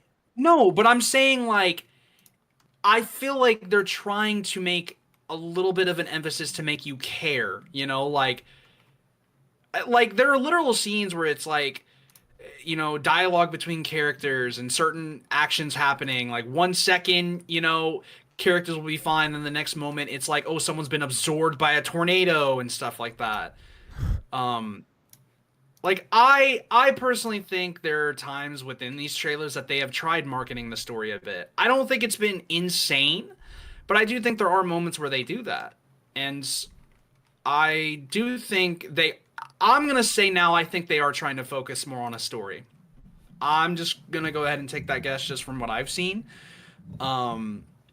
I think they are. I won't say if it's going to be like super overcomplicated, but I do feel like from the trailers they are trying to kind of put a little bit more into a story. So Cube. Yeah, does anybody have anything else to add about Monster Hunter Wilds? I think it looks phenomenal. I'm going to be playing it. The only thing I don't like is that it comes out the same day as my most anticipated game of next year at this moment, so I hate my life. But that's just the usual. guess you'll We'll find get out. to it later. But yeah, so all right. Anybody else want to blurt out anything throughout the state of play? Go. Gotta take a potty break. Huh? Gotta go use the bathroom. Oh yeah, sure. I don't care. That's fine. No! All right. Pee your pants, boy! All right, Austin. Now is your time to talk about Stellar Blade and Nier Automata. Astrobot. Oh my god. No, we're talking about... Okay. All right, Stellar Blade. All right, so Stellar Blade, absolutely phenomenal. I don't care. I've come to the conclusion. It's a 9 out of 10 for me. I love it. What? I really enjoy it. Did you say it's an 8 out of 10? No, a 9 out of 10. Oh, I was like, ain't no way you think it's an 8 out of 10. No, like, use your ears, buddy. Wow. So it's a that 9 was out of 10. What do you want, Christian? Can I also take a potty break? Yes. Oh my god. Go. Why do you guys act Isaiah like we're not Isaiah in was school? just braver than me. We're not in school, 'Cause bro. I didn't want to interrupt the conversations. You could leave you could just leave and just like go to the bathroom. Bro is running at 2 frames per second to that I know. bathroom. All right, so go ahead. Hey, what's up? So yeah, I love Stellar Blade. I honestly want to go back and play it again, even before this. because I want to get the true ending. Since I only got the good ending, there's three endings. There's a good one, there's a bad one, and then there's a true ending. I didn't know how to get the true ending. Now that I know, I kind of wanted to do that. But dude, I was so hype. I'm so hype. I honestly am not surprised in any capacity. The creator of Nier literally like talked about how he thought Stellar Blade was better than Nier Automata, or Automata, I don't know. Which I don't agree with, but I can understand his points. I can understand why he thinks in certain ways Stellar Blade is the better game. There are things about Stellar Blade I like more than Nier, but I think Nier as a complete package is the one that triumphs that. And I feel like Stellar Blade, which is why I'm excited because I know that we're going to get a sequel. I think the only thing they need to do is just focus on a story. I think if they can focus on telling a really good story, I think it could be absolutely phenomenal. I think that's the only thing it's missing. But I love the collaboration. It makes so much sense, not only because of like the type of games that they are. You can tell that Stellar Blade takes so much inspiration off of Nier. Plus, the creator really enjoys it. They've talked a lot. It just makes a lot of sense, and I can't wait to see how they do it. I'm hoping a little bit it's not just like a costume DLC. Maybe we could get some like missions that may be inspired a little bit by it, or I'm a little curious how they're gonna do it. I would like if it's just a little bit more than a costume, but it may only be that. But we'll see. We'll see. I'm very curious because Shift Up has done a really good job of just adding a lot of cool stuff.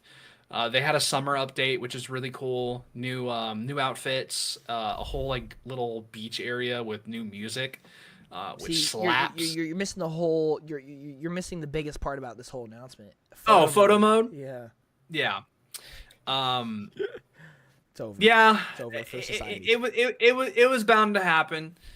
Kai actually texted me about the reveal, and I was like, "Yeah, I've already seen this." But I was like, I didn't really say much, but he was like, he just like sent the trailer, and then I was like, "So Kai, you know how like you spend like more time in photo mode than the actual game?" I'm like, "That's gonna be me with this game." No, no, it's not. But no, I'm excited. I'm glad they're doing the collaboration. I think it makes a lot of sense. I'm excited to play as 2B in Stellar Blade. I'm excited to just see how it looks. I'm wondering what they're gonna do, and I'm really happy. I'm really happy they did it because I think Stellar Blade is so good. I'm glad it's getting a sequel. I'm pretty much 100% certain. So yeah. Yeah, I agree. I'm also curious how they're gonna do. Like, if there's gonna be any kind of story like expansion or not, or if it is just gonna be an outfit. I really hope it's not just an outfit. But hang on, my dog sounds like he's dying. Hold on. All right, he's good. Oh, Isaiah wants to say something, but he's eating. He's eating. I'm just gonna ask, like, I watched John play the demo for Stellar Blade, and it looked pretty interesting. I was just wondering, like, what would you rate it personally, Austin? From my experience, it's a 9. Okay. So I separate the idea now of like my experience and like if I was a critic. So, but like my experience, it's a 9. Like I wanted to go back and play it. I think the only thing, like I said, that's wrong with it is the story and characters are not very interesting, and I just feel like it's because they focused way too much on the gameplay. You like they have the base, like it's there for an interesting story, but they just focus so much on the gameplay, and you can really tell, and that's why I'm hoping the sequel can focus on that because that's all I think it needs to be like almost a 10 out of 10. Like it needs a more convincing story, and it needs to focus on like flushing out their characters because I feel like in the amount of time they give you, they don't flush out the characters enough. It's just kind of like this happens, but it doesn't really give you moments to really care about the character because you're more focused on everything else that's happening, like the enemies that you're fighting. Um, I don't know, they just focus on a lot of other things instead. But that's about it. I think everything else is phenomenal. Gameplay is really fun. I love it. Very fast paced. In some ways, feels kind of like Souls sometimes, a little slower, but I really enjoy it. Music is phenomenal. I think that's actually the best part of the game. The music is top tier. I think that should be voted for like best OST at the Game Awards, but if not, it's whatever. Visuals are fantastic. I love it. I really do. So, John, would you like to talk about Astrobot? I mean, yeah, we can. They're adding some extra challenge levels. They're adding some new cameos, including Helldivers and Eve from Stellar Blade. Don't have any other confirmation of any of the characters. I'm imagining there will be some other ones. Personally, I hope we get Final Fantasy just because them being absent just feels so wrong. We're not. Square's given up, bro. Yeah. Like Square, they literally just don't.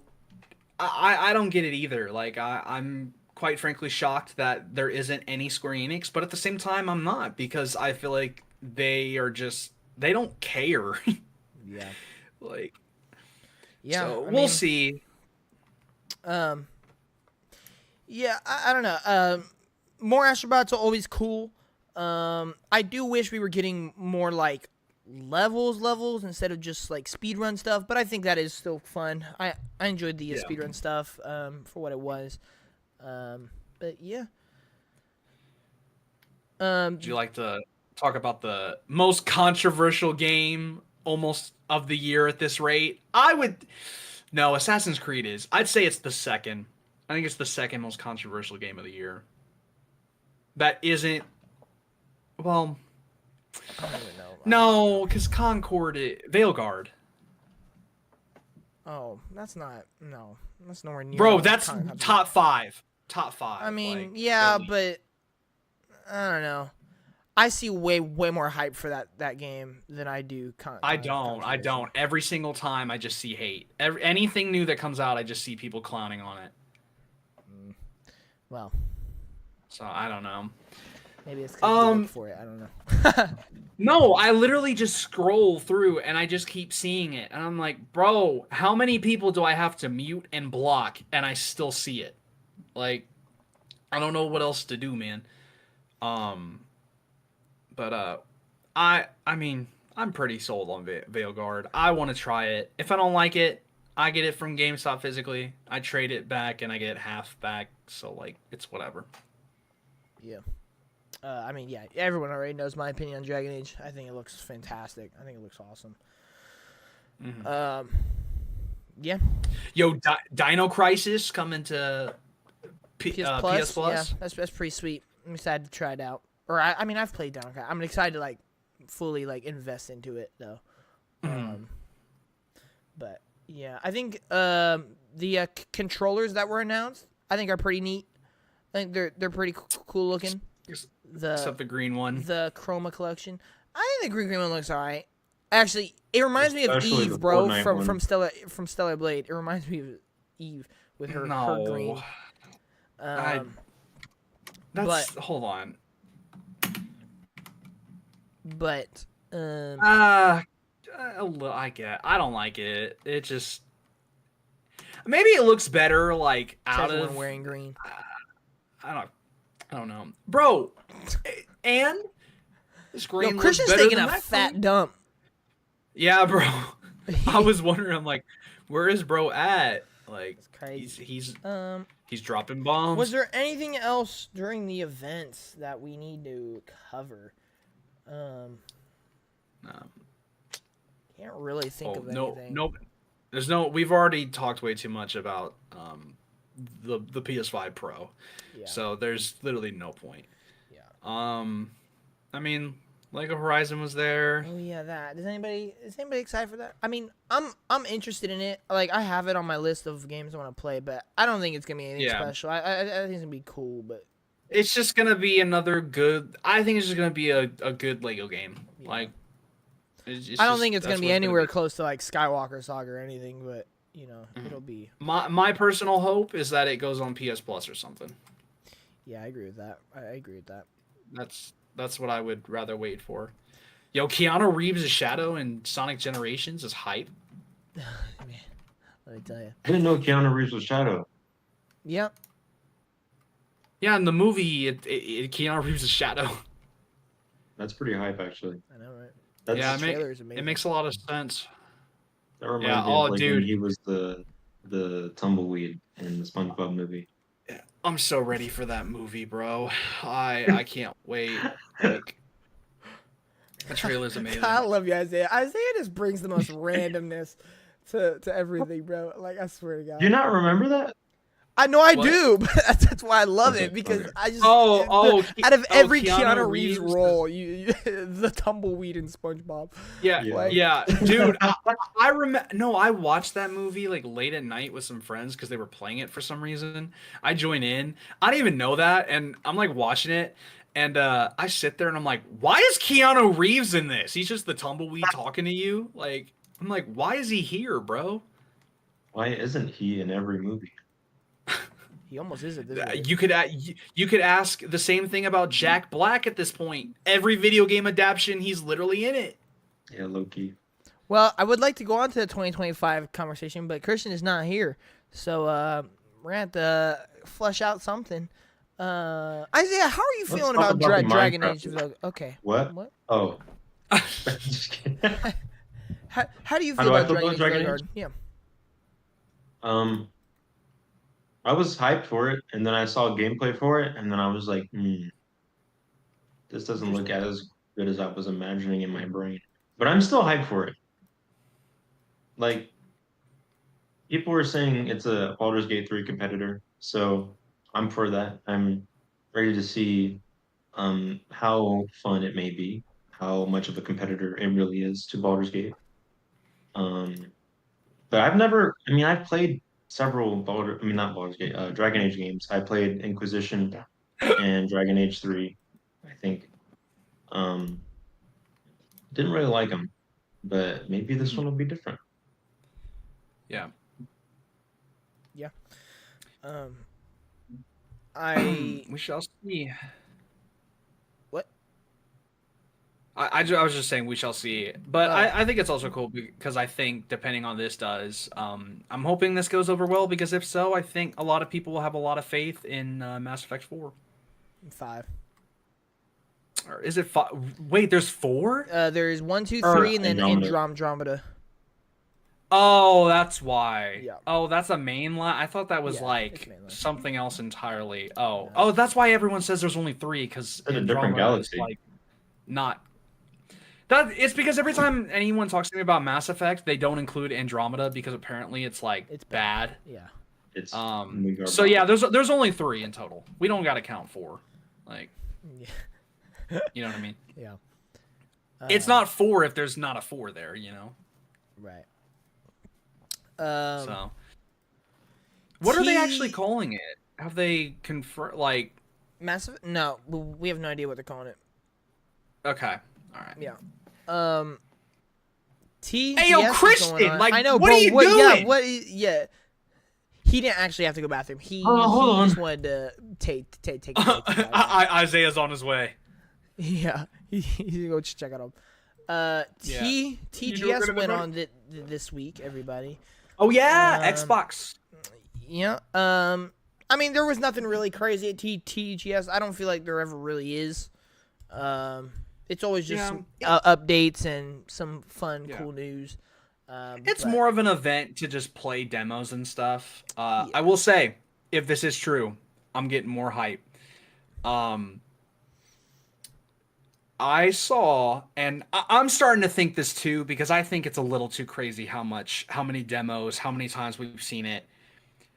I think there is a world where Phantom Blade Zero comes out next year. And I saw a few tweets that were talking about where they were there, they were playing the demo. They're saying from what they have played, they think it could possibly come out next year. And this whole 2027, 2028, if it really was that far away, why are we seeing it at so many events? And like, there's so many demos, there's so many things on it. I don't know. I'm gonna keep my hopes up and hope that it does come out next year, because that just makes next year even better. Even though it's already goated, because I think Silk Song's coming out next year, and I also think Delta is gonna come out next year. They just haven't been confirmed yet. Plus, there's some other games that could possibly. I think Resident Evil 9 has a good shot at coming out next year, which I expected to be at the State of Play. I would like to refrain from talking about that though, because about every single time something came up that was very dark and I thought it was a zombie thing, I just started screaming Resident Evil 9.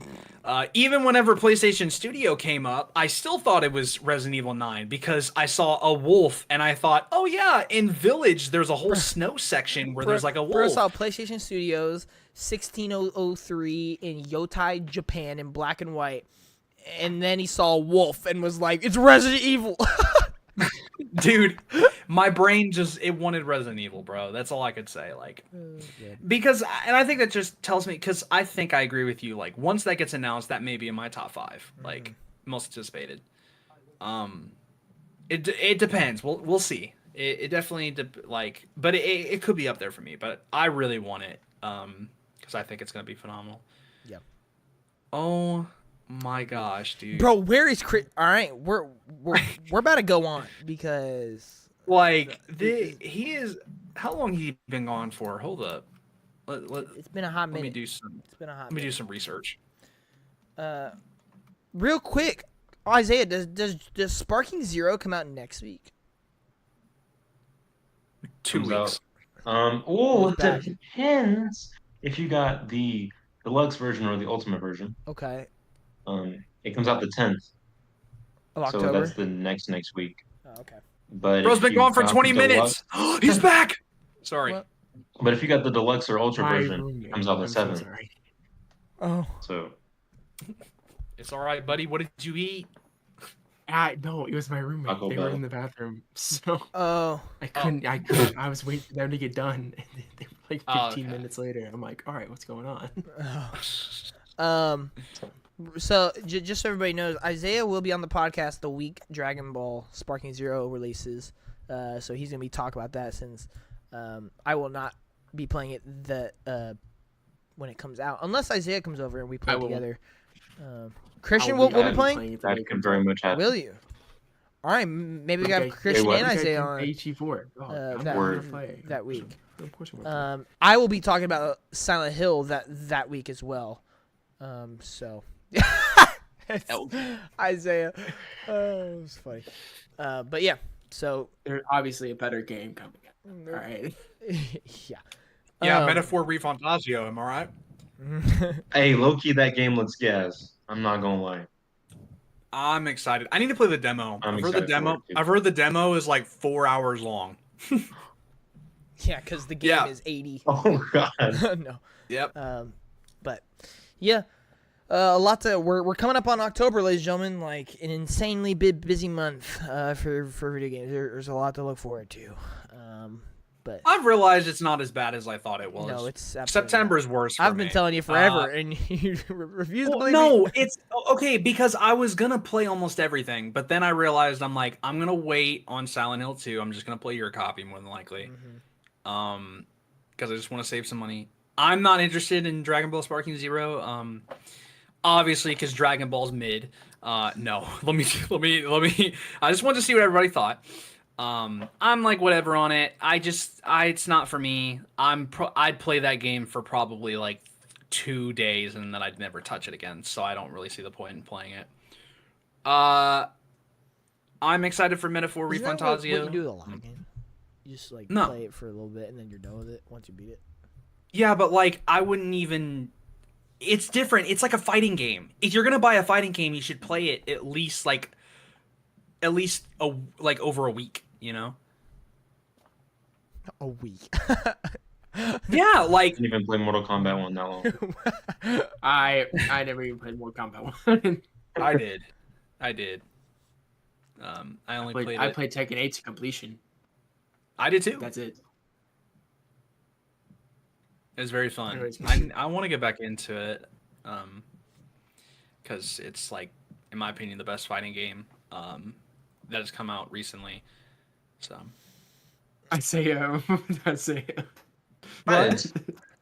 It was just Just so everybody It was- knows. it was the- Sorry, go ahead. Sorry, I thought you were done. I'm not bad, bro. Go. No, it was just Isaiah's face. I just look up and I see Isaiah like smirking slightly. I was like, okay. yeah, but I'd say the only things I'm worried about is probably like near the ends. I have like Mario Party, Call of Duty, and Sonic. So Yeah. really about it, I'd say. Yep. I know Life is Strange comes out next month. I don't know if Isaiah and I'll Christian probably- got hyped for that. Oh man. I'll probably have to pick that up. At You know some I'm point. hyped for that. I have to catch up before I. Oh. Yeah. Yeah, I'm interested in that. I might actually try it out as well. But yeah, all right. That's October. But let's talk about 2025, ladies and gentlemen. Okay. So, look, I'm gonna just say it. It's mid. I think 2025 has a chance. I'll say this. Best year in gaming. Well, it very well could be. Okay, it very well could. What is going on here? What happened? Oh, Funny, Isaiah, bro. Isaiah's so No, Christian is stupid. funny. Isaiah is so stupid. You're just like, so I'm gonna go ahead and say it. I'm just like, it's mid. Bro goes,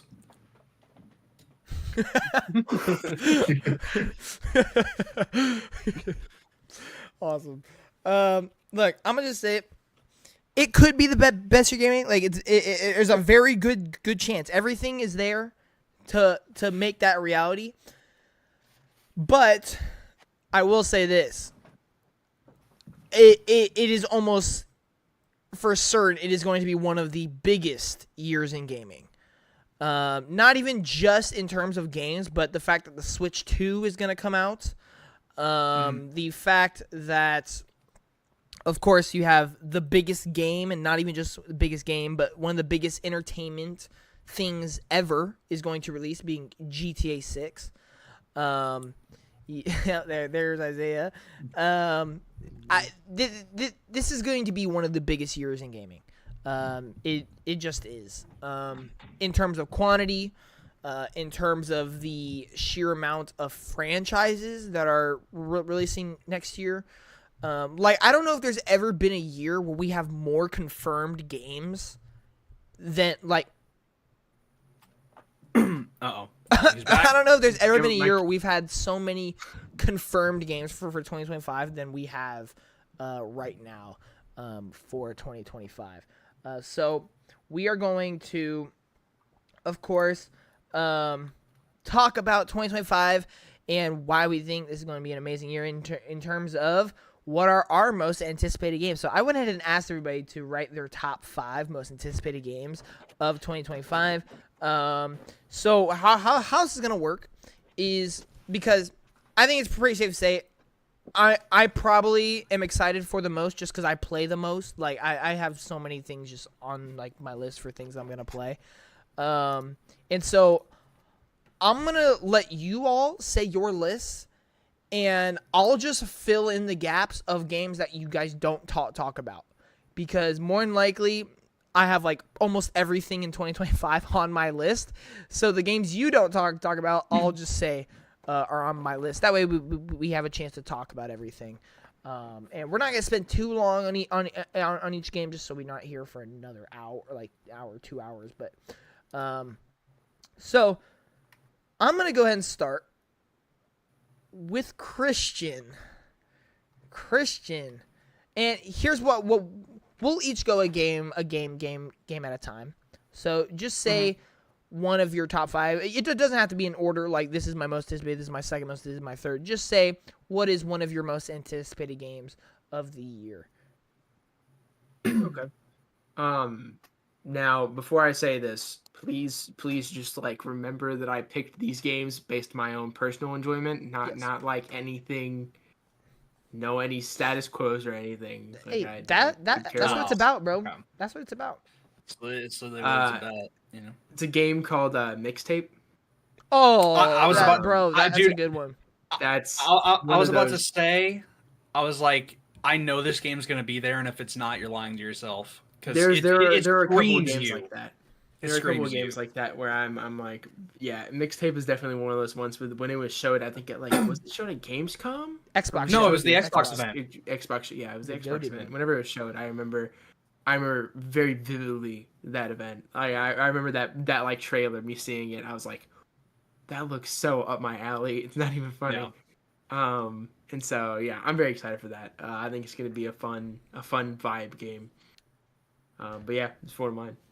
And then so once somebody says their game, everybody can just start talk about it if they want, give their thoughts and opinions. I'm also very much looking forward to that one. I think that one's going to be one of the indie darlings of the year. The fact that it is day one in Game Pass is huge for that. I just love the art style. I love the idea. Like it really does look like one of those movies that just like is just about teenagers living out their life, you know, and just shooting for the stars and having the time of their life, and it just looks awesome with the art style, the music, and it just looks really fun. Yeah, I'm pretty sure it's also. I wouldn't be surprised, as well, just because I think it's coming from the same team of the Artful Escape. I think. Yes. Which I mean, That game is that awesome. game I've already heard was fantastic. Looks amazing. It got nominated for like best visuals. I'm pretty sure and stuff Best like game that. or best indie game, best debut. Yeah, best I indie. think. Yeah. So I don't expect Mixtape. I expect Mixtape to be, almost similar or Yep. maybe even better. So Yeah. Austin or not Austin, Isaiah, do you know about this game? I remember it like a little bit. From what I remember, it did look pretty cool. Like not something that I'm anticipating, Right. but something I'm definitely intrigued to see how they handle that. So yeah. For sure. All right. Well, Isaiah, go ahead and say one of yours most anticipated games. I would say Avowed is definitely up there. Ooh. Good Mhm. one. Yeah. Oh, you're speaking Christian's language right now. Yeah. Yes. I That's just on my list. it seems to be all right, Joe Biden. that from what I've seen, like it just seems that it's gonna be good. And I don't know, I just hope that it does well enough for I don't know. Like this is what I'm gonna play in the meantime of Elder Scrolls 6 not being out, because Yeah. I've been missing some Skyrim's games. But yeah. Yeah. Christian, I know you want to talk about it. I am so hyped for Avowed. I'm in the same boat as Isaiah. I was a Skyrim kid. I love Skyrim. I still love Skyrim. And I want Elder Scrolls 6 to come out. I really do. Mhm. Like I wanted to. I'm tired of waiting. Not until the next Xbox console. Calling it. Perish. But I dude, there were so many things about this game. I think I hate it here. Was it- spitting back. Whatever, bro. I think it was Avowed, the one that we got like the extended look at, Yes. and it was literally, I think I had to get a chisel drawn. Like that was the because you remember the path, like the choice you could make. Like Yeah. if you completely. Austin, It's so odd how. did you just use the restroom? Because I heard it. Anyways, I really like the choices in that game. That it looks just so odd, but I'm just gonna ignore it. But the I don't even know how to say it. The way that I think every playthrough will be unique in the same way that Baldur's Gate 3 was. Yeah. Makes me so excited because it is Skyrim-esque. Like it is very, it's not the party system. It's not a turn-based combat. It's like I'm fighting demons out here. Like like firsthand, I'm throwing hands with everybody that can, everybody that wants some. I'm very excited. Right. And plus, it's I think it's part of the Pillars of Eternity universe. Yes. And that's always been a very interesting universe for me. Cool. So, yeah, I'm right there with both of you. I'm very excited for this game. This has been one of those games where it's been slow. Like it slowly gets higher and higher on my list. Just because I just keep getting more confident in it the more I see. I will say I really hope this game gets the attention and credit it deserves because it is coming from Obsidian, one of the most talented studios out there. And what I will say is this is 100% going to be a game for RPG fans. Like this just seems like it's going to have everything you want out of an RPG like it. Where it'll be really interesting to see how it does is, the people who aren't, diehard RPG fans, the ones that are going to be interested in things like Indiana Jones, like Gears of War, like stuff like that. It'll be interesting to see how they go into this game and see, because this is going to be the first Obsidian, like big AAA Obsidian game to release under the Xbox banner. Of course, Outer Worlds released in 2017, I believe. But they were not a part of Xbox then, so it'll be really interesting to see just how Obsidian can release a AAA game under the Xbox umbrella. Unfortunately, it's coming out in a really crowded period. I really want them to push it up. I want them to push it to January, move it up, because I just think that's the safest thing to do, because it's coming out the same day as Avowed. It's coming out a week before Monster Hunter Wilds and Yakuza, and so I really Avowed is coming out the same time that Avowed is. Yeah. Yeah. No, you said it's coming out the same week as Avowed. Oh, my bad. Assassin's Creed Shadows. Creed. Sorry. You know what's funny? I've been seeing apparently, I don't remember seeing this. I don't believe that's real, but apparently people are saying they moved Avowed not only because of polish, but to get away from Assassin's Creed. Yeah. And apparently now it's like in the same week again. Yeah, it is. No. So it was originally a week before Assassin's Creed, and then they pushed Avowed to February to get out of the way, and then Assassin's Creed delayed to the same day as Avowed. So yeah, it's kind of hilarious, but yeah, no, I'm excited for Avowed. I'm really looking forward to it. I think it's gonna be a really good game. Yeah. Do you have anything to say, Austin? I'm excited. I think, like what you said, it's just for really big diehard RPG fans, which I just happen, I guess, to not be at this point. I just kind of have to accept it.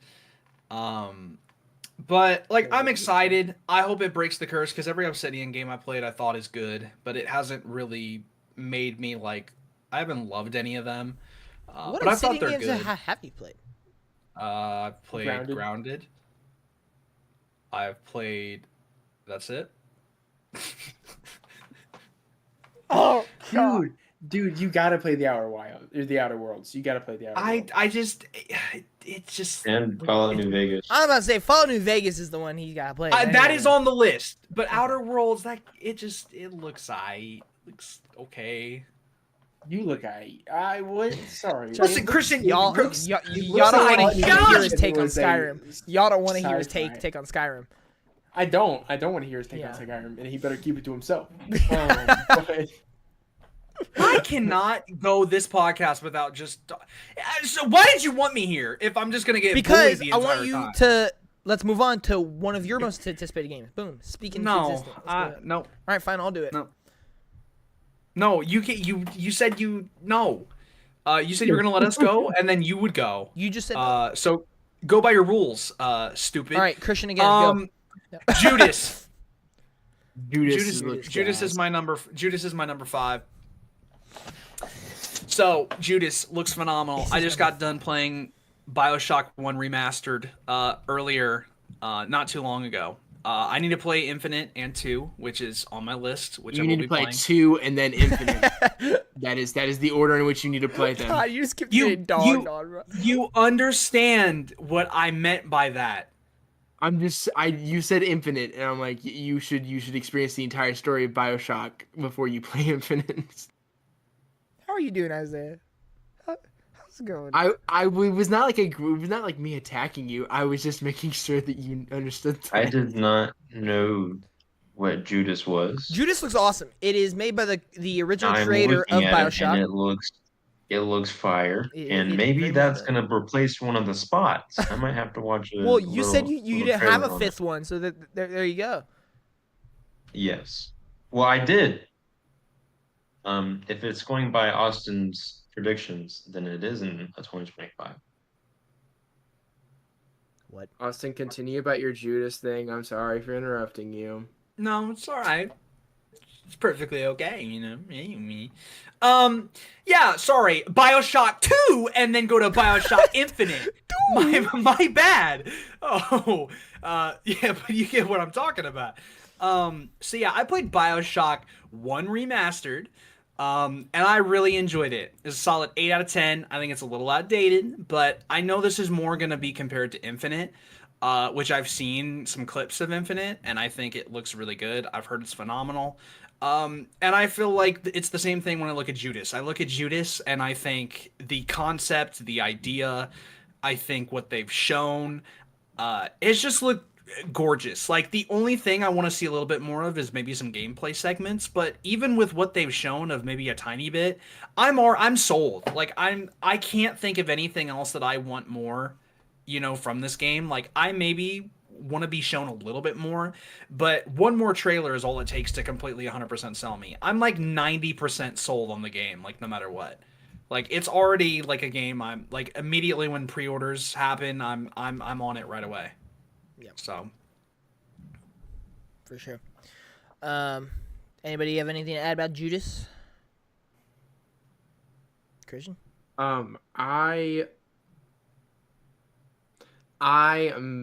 have mixed opinions on it. I'm very scared. Really? Because I have seen the pit, the same pitfall that befalls every creator of an original like That cult is classic true. game, That is actually a where thing. they Low-key. just copy what they do, and they're like, "This is my thing now." Like you had it with I hate to say it, but Callisto Protocol, No, I kind of Dead Space ish. Same thing with Left 4 Dead and Back 4 Blood. Mm-hmm.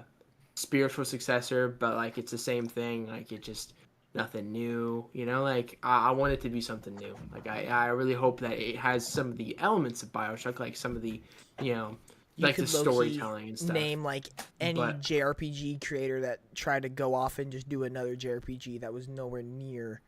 Well, you have there are some exceptions. There are some exceptions. There are There's, some, but one of the workers on Castlevania Symphony of the Night went and made Bloodstained, which is a really a really good Metroidvania. Yeah. And but yeah, I mean, I'm excited for it, but I just hope that it's not me playing. I hope it's not me buying BioShock Kroger brand. Like I'll take more BioShock. There's only 3 games. I'll take more of it. Well, yeah, but if I wanted another BioShock game, I'd want another. yeah, I feel that. Yeah. Yeah, that is true. Yeah, Hindsight, but unfortunately, 2K doesn't want to make. They'll make everything but BioShock at this rate. Yeah. Yeah, I understand that, but like, I hope you don't go into it thinking you're gonna get BioShock. You might get BioShock. No, I'm just going into it thinking it's gonna be a phenomenal game. Yeah, no, I get that. I'm just scared. You know, got that fear in me. I Same believe. thing I had with Silent Hill 2. So I believe. See, now that's different. That's way different in my opinion. That's a remake as well. yeah. How do you But feel, Isaiah? I have that gut feeling. Anyways. Oh, what? Judas? It looks cool. As I saw pictures, it looks like BioShock, and Yeah. I've missed BioShock for a while. Yeah. So Yeah, Judas is one of my most anticipated. Like it's right outside of my top 5. It's in my top 10. But I low key, I'm with you, Christian. I'm not like worried about it to the point where it's like negating my excitement at all. But that is a very real like concern I have for not even this game, but just a lot of games that have that situation behind it, where the original creator just goes and does the pretty much exact same genre and format of game, just try something new. Even though I really liked Callisto Protocol, it is nowhere near Dead Space, and unfortunately, it was not met with like very much success. So it's a very possible thing. I do have confidence in Judas just because I think I think it will separate itself enough from BioShock. The question is just how are they going to execute it? But no, I think it looks really awesome. I love the ideas they're going for. I think the whole time manipulation or multiverse, we don't really know exactly what's going on. I think it's have to do with time. I think time is what's going to have to deal with. But yeah, I think it looks awesome. But yeah. I also just remember Jeff Keighley when they showed it. He just said it. He played it and he said it was gas. So he did say that. But yeah. All right, cool. So I'm gonna go ahead and say one of my most anticipated. Actually, should I? Because I'm trying to fill in the gaps between y'all. that's what I was saying. Is like, okay. whenever you were like, just let us do ours, and then you'll cover whatever we don't. All right. Who did I start with? Christian? I think I started with Christian, right? yes. Yeah. All right. Start with Christian. So Christian, what is your next game? Probably top of the list, to be honest. It is probably. I understand you said like not to do that, but like I don't give. You can do it. Everyone. Fable. Austin said 5. So I'm going Fable. 5-1.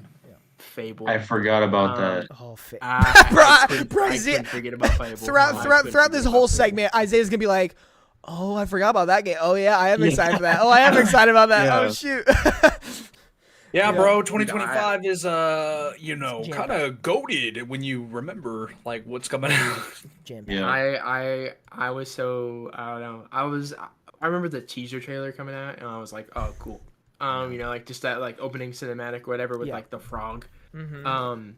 And then we got that trailer In game. and I was like, engine. this is Yeah. this is unbelievable. Like Yeah. this is crazy. And I'm in love with it. I can't wait. I remember playing the original Fable and the original Fable was so wild. I loved the original Fable.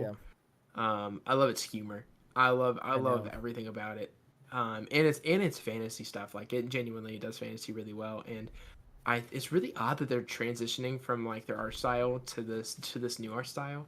From what I remember, like it was very stylized back in Fable 1 through 3, and they've like updated it now for very like realistic looking graphic. Like they were very very hyper realistic. Like it looks awesome. It reminds me of I Horizon think a that's- lot. Yeah, I definitely get that. I definitely get that that vibe. And the main character, I don't know, something about her. She's just such a smart aleck. Like I can't say that other word. But she's so sarcastic. And I love it. And the guy that was narrating the story, it just that humor, you could feel it throughout the entire thing. And I'm super excited. I think it looks amazing. Could you guys? What do you guys? Could you guys stop trying to riz each other up? Like we're doing a professional podcast, bro. Where'd my pants go? But My gosh, but yeah, no, I'm very excited for that game. bro's shirt rips off like Food Wars.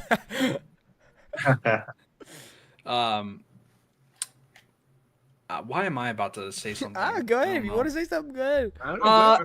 You know what I want? I'm gonna play this game. All right, I'm pretty much playing almost any. I mean, it's on Game Pass. Why would I not? I want a developer direct for Fable. That's really what I need to be fully sold on it. I think that game needs a kind of developer direct kind of showcase. Do you mean like just that game, or like you want it to show up in the next developer direct? I want it, like, I would even dang near say it needs what Avowed had, like the 20-minute presentation that it got. Oh, I see. Yeah. Okay. Yeah, I agree. Like, because I understand what it's going for, but I'm also still so lost from not playing Fable at all. So I'm like kind of confused, like what's all going on. And I feel like that game would really benefit from something like that. Whether it's like a developer direct like normal, or if they give it the Avowed treatment where they literally gave it like 20 minutes. I think it'd be great. I think it looks good, but I want to see a little bit more. Don't feel like we've seen a lot of gameplay, which I kind of want to see what they're doing with that a little bit. But I think everything else looks great. I think it looks promising and interesting so far. But I definitely want to see a lot more. But I am interested, and I definitely will play it regardless of if I'm not fully interested, because I want to just play Xbox games, and I want to see if these games are gonna live up to, you know, live up to expectations. And I hope they do good, because some of these games have been in development for so long. I would hope these games come out well. Um, so I definitely want to see, and I want to be the person to judge that, and not by anybody else's opinions. Yep. Isaiah, you made a exclamation whenever you heard Fable. So, how are you feeling about that? Forgot. I was looking through lists of games that were coming out next year because I couldn't like quite remember everything. Mm-hmm. And so I didn't see Fable. If I would have, it would have been in my list because I've never actually played Fable, but I've seen like people play it, Yep. and it looks so good. Mm-hmm. Like it looks so fun. It's just I'm very excited to see how they do it now. And yes, I don't know. I'm just hyped for any fantasy game, low key. Yeah, I feel that. Yeah, I mean, so outside of me trying to fill the gaps, my original top five also does include Fable. I'm just super duper excited. I love the originals, and I just love the idea and concept of Fable. And I think this game has looked fantastic from everything we've seen. And this is one of Xbox's biggest games that is ever gonna release. It's on the level of Elder Scrolls, Starfield. I mean, it might be like right under those, honestly. But I think, and this is really weird, like from somebody who loves the older games and who loves the game Fable. Honestly, the thing I'm most looking forward to, I know this is a really weird thing. I just want to see Playground make a game other than racing. Like, it's just going to be so odd. Like, hey, let's just take this racing studio that has made the best racing games of the last decade, and let's put them on a massive RPG fantasy. And now here we are, and it's a beloved IP and everything. And it's just going to be so interesting because, I mean, Forza is known to be one of the best looking games to date, and they're just taking that and putting it into a massive fantasy RPG. So, I mean, we've seen it from the trailers. It looks not real.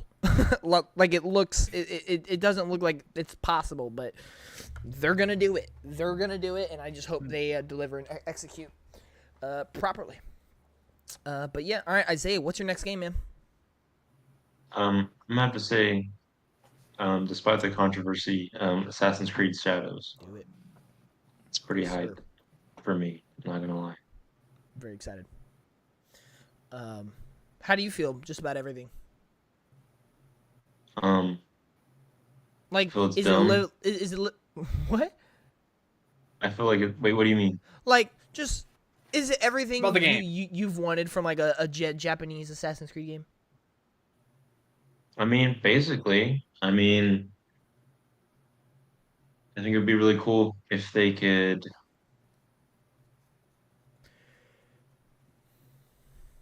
add some of the add some of the Don't even. like ship combat from the previous ones. That would be pretty cool. 'Cause I saw a ship in one of the trailers or whatever. Yeah, But I don't think that's gonna happen. probably But not. I don't know. Yeah. I just feel like they could do it good. Question: Who are you more excited to play? Yasuke or Yasuke. Naue? You're gonna really I don't ask even know her Isaiah that? name. You're really gonna Yasuke. ask Isaiah that? You're I'm really Yeah, gonna what? ask you really Isaiah gonna that? ask me, John? You're really gonna ask Isaiah That doesn't mean anything. Wow, Wow. dude, I cannot believe you. That doesn't mean anything, bro. Just because, I mean, Because what? Christian, how That's what I hyped are that's you what for I- Assassin's that's Creed what I said. Shadows, Christian? You obviously know, man. I know, I'm super excited. Like I'm gonna play the heck out of it. It may not, it's gonna still live in that like trilogy, that I have those three RPG Assassin's Creed games that we have. Odyssey, Valhalla, and Shadows. I'm very excited for Shadows. Obviously, Valhalla is one of my favorite games of all time, if not my favorite. I think you did move it to number 1, which is the correct I say position. it is one of those games that I've spent I may have spent a bunch of hours in Baldur's Gate, but Valhalla had like a monumental impact on me as a person, surprisingly enough. And I am very excited for Shadows, dude. I will play both characters just to go ahead and get that question out of the way. I think you're gonna am have very to excited for both. like in certain Yeah, parts. but what I'm saying, I'm excited to play both of them because Yeah. Yasuke is like an awesome historical figure. mm, I watched. There's actually an anime on Netflix, and it's pretty gas. And I actually remember hearing about Yasuke years before even the anime came out. And it's just I don't know. I'm very excited. I like the historical ties. I think it's gonna be super cool. And it's very interesting that they decided to try again with the two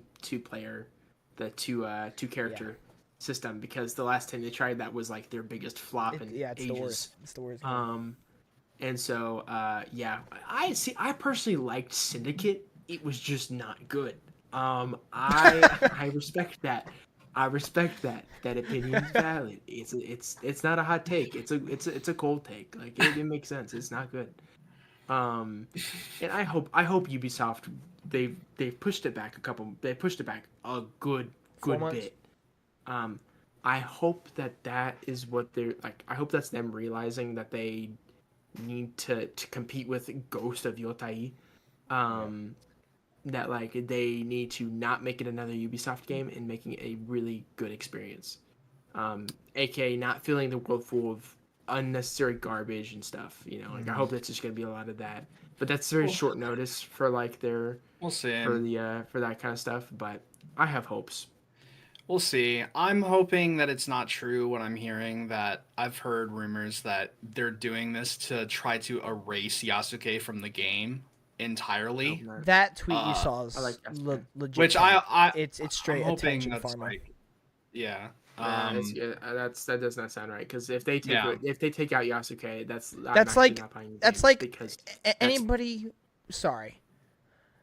Anybody with common sense, that thing you read is complete fake news.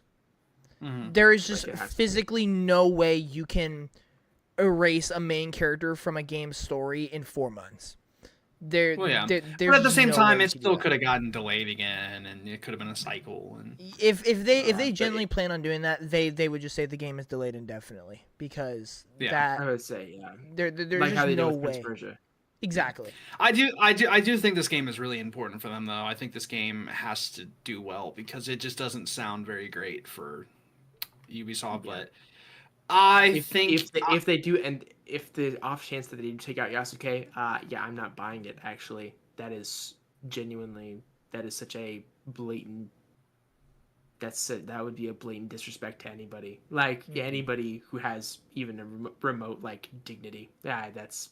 And you know what's funny? More people will buy it too, because they like basic stuff. They want the same thing, rinse and repeat over and over again. Oh, so they're fine with a woman assassin, but not fine with a woman ghost. See, that's what Same doesn't time make sense period? either. That's what doesn't make Monkey. sense. It doesn't at all. But it's whatever. I just want games to feel different. and not feel like the exact same thing when you have the same Asian male protagonist in every Japanese like inspired game. Like it gets so repetitive and like I can't imagine like every game being exactly the same. But See, I don't even think it's that, because you could say the same thing about Jin. It just depends on the quality, and that's what people forget these days. It just depends on the quality. If you just do it right, if it is a good game, it will show. It will show. You don't need to sell millions of copies. We see that with indie games all the time. You don't need to be the biggest franchise. We see that with Black Myth Wukong. It just needs to be a good game. And that's what people lose focus of a lot. And unfortunately, I think that's what Ubisoft has lost focus of, is they've been so caught up, let's get Avatar in here, let's get Star Wars in here, let's make a Japanese Assassin's Creed game, that they've forgot that, and they've even said it, we are an entertainment-first company. That is what we should be focused on. We need to focus on actually making a story, and not just, hey, let's make a story we want to make. We need another Assassin's Creed game, so let's just make an Assassin's Creed game in Japan. Let's just put together a story that's pretty solid. Boom, ship it out, instead of, yo, imagine we made this story in Japan but we did Assassin's Creed and did all that. That's what we need. We need quality. And look, Assassin's Creed is not in my like top 10 for next year, but I'm still super excited for it. Like my excitement really hasn't diminished because of anything about the game. My excitement it's literally just lower because there are so many other games. That's literally the only reason. Yeah. And so I'm so super duper excited for it. Like, honestly, I'm at the point where I'm going into the game completely like not even like aware of the controversy. Like I literally just don't even care. Like, to a point where, to me, it doesn't exist. Unfortunately, it does, but to me, it does not, because it's not something I should be focused on. And to me, it almost seems like people are more excited for the game to see how the controversy plays out than to actually play the game, which is such a sad thing to say, but unfortunately, that's kind of true. But yeah, I don't know. But I'm super duper excited. I agree with all of you. But yeah. All right, Austin, what is your next game? I'm just gonna say it. We're not gonna talk about it because we literally just talked about it a lot. My number 4 is Monster Hunter Wilds. Mm-hmm. We literally just talked about it. I think it looks amazing. Buying it day one. Yep. That's all I gotta say. Yep. I mean, yeah, that's also in my top 5 right now as well. Either two of you have anything else to say about that, even though we covered it already? No. Okay. Christian, what's your next one? Doom: The Dark Ages. Bam, baby, let's go. Let's do it. That looks so good. Oh. I literally Doom Eternal has been like, Doom's 2016 and Doom Eternal have been like on my. I downloaded them and played them for a bit because of the Dark Ages trailer, and I'm just so excited. That it looks so fun. I love that they're exploring like the actual story and not just making it like a carbon copy remake of the first like games or whatever. Like, I'm super excited. This chainsaw shield, that looks. Yeah, I think they had me at Dragon. I think they had me at Doom. That's honestly. They had me at Doom guy. No, I think what is super fascinating about this one is, I think you bring up a good point. It really does feel like it's not just another Doom game. Like it feels like you could easily just say, hey, let's make the next Doom game. Let's just add some more weapons. Let's add some new things. But in this case, it feels like it's like, yo, I have a great idea for a Doom game. What if we put it in a whole new time period? We did the origin story. We did a prequel. We added all these cool things. And we have this really cool theme to it. It really does feel like somebody, instead of Microsoft being like, yo, we need another Doom game, it really does feel like someone woke up and was like, yo, I have a great idea for our next Doom game. And that's what this is. And so, yeah, I'm right with it. This is my number 2 if I had to do a ranking, but it easily is in my top 5. Super duper excited for Doom Dark Ages, man. The giant mechs, oh, bro, you got me messed up. That looks so awesome. Chisel. I need a chisel. I really do. Isaiah, how you feel about Doom the Dark Ages, man? I think the concept of it, I really like it. It's different. Yeah. I didn't think that they would go this route with Doom, but I like that they did because it's so creative, to be honest. Yeah. His like shield, chainsaw shield, and his cape on him, and oh my gosh, they even themed his shotgun around. Dude's arguably more dripped out than Kratos in the beginning of Thor Ragnarok, or not Thor Ragnarok, God of War Ragnarok. Arguably more dripped out. Yeah. Bro's got that cloak on. Yeah, that like shot of him dropping down and then the like camera like looking up at him and his like helmet and everything, that image sits in my head rent free. Like I cannot get it out of my head, bro. Like, oh man, it's so good. It's on the inside of your head, actually. Literally, yeah. I just see it like right here on the top. Yeah, yeah. It's I love it. Austin, you have anything to say about Doom? I'm really excited. I think it's gonna be phenomenal. I'm gonna go ahead and say it. I think it's gonna be the best one. I have a lot of confidence in that. I'm very excited. So I just need to know its release date because I think it's coming out within the first 3 months of the next year. I'm saying March. I'm confident. Yeah. So I'm hoping it is, but we'll just have to wait and see. I'm very curious when we're gonna get that release date exactly. Game Awards. Either Game Awards or maybe it could be a sneaky developer direct or something. But I could see more at Game Awards. It definitely is going to be at the developer direct in January. That's for sure. If they have one. Yeah. All right, Isaiah. What's your next one? My next one, we already talked about it, but it's just Dynasty Warriors Origins. Oh, yeah, definitely. I'm so excited for that. Yep, looks awesome. All right, Austin. All right, it's time to glaze this game for the 800,000th time. Metal Gear Solid Delta is my number 3. I think as a remake, I don't think there's really been a lot of remake. Wow, bro, the Christian's disrespect towards Austin is crazy, bro.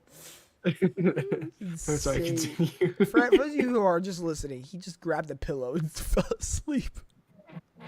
That's right, bro. Just wait till Square Enix like dies, and then you'll never get a Life is Strange game ever again. But yeah, Metal Gear Solid Delta. I think it's looking like one of the best remakes ever. I think it looks phenomenal. Every single time I see it, it just makes me want to play it more. And what's really funny? I love how I used to go and say like, "Ooh, stealth games like Metal Gear. I don't understand why people really want to play them." And here I am, like maybe a couple years later, and I'm over here like, "Yeah, what's your third most anticipated game to come out next year?" "Oh yeah, Metal Gear Solid Delta." So I just stealth game. It's pretty cool. I just think it looks phenomenal. It looks so good. I'm so ready. Like, it just feels like a game I quite literally am going to lock into. Like, I feel like once I'm in it, I just will not be able to, like, I won't zone out. I'll just literally keep playing it for a long period of time. Correct me if I'm wrong. I'm pretty sure this is the game that has like the longest cutscene in any video game, right? It's like 15 minutes or something. Like it is like arguably. Is it not the? No. There's one that has like a 2-hour cutscene. Hang on, I'm looking this up. It's not 3. I think it's 4. Metal Gear Solid 4. Yes. Has a 71-minute long cutscene. Yep. That's wild. Yeah. I was about to say, Kojima always wanted to make movies. Oh, so, Metal Gear 3 has a 24-minute cutscene. And that's perfectly fine. Yakuza has those on the daily. I'll take it. I would. Death Stranding has a 31-minute cutscene. Yep. I would get that is such the most Hideo Kojima thing to do. I mean, yeah, it's just Kojima. He literally wants to be a filmmaker, which he kind of is, like, in a lot of ways. There are So. some games that will do that. You got like your Xenoblades and your Yakuza as well that have very long. 16 has some really long cutscenes. Yeah. I've never played it. I'm You right there should. with you. I'm super hyped for Metal Gear Solid Delta Snake Eater. I mean, I'm a fan of the Metal Gear games. I haven't played a whole lot. I've played 5 and I've played 4. I don't really remember 4 because I was so young, but I really enjoyed 5. Hideo Kojima, I believe, is like the GOAT of just video game creators, and this is one of his best projects ever. So, you know, in a way, this is going to be like playing a Kojima game, even though he's not directly behind this remake. It's still his product, and so, yeah, I'm just super duper excited for it. It does continue to look great. I'll still say it. You could dang near convince me and say Kojima was behind this, and I would say so. I think without having him, I think they've done a phenomenal job. Yes. I literally do think if you told me Kojima was working on this with them, I'd believe you. Yeah. No, I agree. So. Isaiah, do you have any thoughts on Metal Gear Delta? I'm kind of like in a similar situation as you, John, but like not really. Like I played 5. Mm-hmm. The only games I played is 5 and then Resurgence. Mm. I thought 5 was great. Yeah. Except near the end, it was a little weird. Um, and I absolutely love Resurgence. I would personally love Metal Gear Solid Resurgence, like either remake or like a continuation, Mm. because that game is gas. Yeah. Um, There's a lot of fans behind that one. 5 is really good, but it's like I don't know. I'm not as hyped for that, but I might play it like if it's either on sale or if it comes like on PlayStation Plus or something. Right. Because I never played any of the original Metal Gear Solids, so I'm definitely interested in the story. Yeah. Yep, for sure. Christian, you have anything else to say about Metal Gear? I'm a big fan of Metal Gear. Metal Gear Solid Rising Revengeance or whatever how you call it. I like that. It's pretty gas game. Mhm. But no, in all seriousness, I do actually. I'm interested. You know, like I've never played any of the other than like the Phantom Pain and stuff like that. Like I've played those, but I have never really played the original third one. So I'm very excited to see what they do with it. Yep. Yeah. All right, Christian, we're back to you. Oh yeah. It is it's back to me. Isaiah. I mean, if you want to go, you can go. I'm not gonna. No, I thought we skipped. I thought we skipped. Austin. Yeah, but we did not. What? No. Another one that it's another one of those picks that's like, hey, not particularly on like everybody's list, but yeah, actually no, I won't say that one. I'll say that one for last. But Marvel 1943. Ooh. Okay. Rise of Hydra, the Captain America and Black Panther game, that looked amazing when we first got the when we got that first cinematic trailer. I'm very excited for that. After the heartbreak that was Marvel's Avengers, I would like another chance at Captain America Redemption. I want a good Captain America game, and a Black Panther game too is like gonna be awesome. Yeah. Excited to see how that goes. My camera froze again. It sure did. Bro, what's up with this? No, Marvel 1943 is such a weird one for me because I remember it was announced that the writer of the Uncharted games was going to be working with Skydance Media on a Marvel project, and I was like, yo, that sounds gas. The Uncharted writer, which is my favorite video game franchise of all time, that her storytelling is just incredible. And so I was like, man, what character are they going to do? And then they announced it as a Captain America and Black Panther game called Marvel 1943. And I'm like, what the heck are they smoking? Like, I was so confused. I'm like, who asked for this, low key? But then we got that trailer. And, I don't know if I've ever been, like, so, like, easily sold on something that I was, like, not interested in. Like it's different not knowing something and then being sold about it. But if I'm like actively being like, why is this a thing? Like, I don't really care, to be honest with you. And then the trailer comes out and I'm like, oh yeah, I'm so wrong. Like, okay, I understand now. I get it.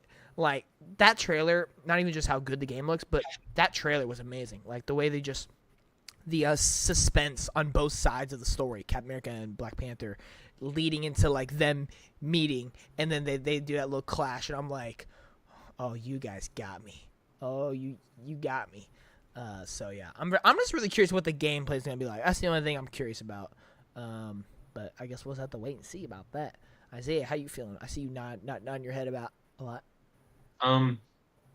Honestly, I know what you guys were talking about. That it was just like I thought it was just like some like a CGI demo for like an engine. Oh, I didn't know that they were actually making it into a game. no, it's a So full-on that's pretty game. hype. Oh, really? Yeah. Wow. No, yeah. Because No, that's gonna be- like I'm pretty sure that's what it was initially like advertised as. But I guess maybe they It changed. was. I I don't know. think it was. I think the trailer was showed at something very similar to that. Yeah, like it was. Mhm. It was supposed to be like a PC something. Where Yeah. the trailer was shown. If it was that or like D23, like one of those two. I remember thinking though, like, wow, this would be a really cool game if this was real. And then Yeah. now that you guys are Yeah. saying that, I'm like, dang, Well, that's yeah, it's a actually game. cool. Yeah. I'm very excited.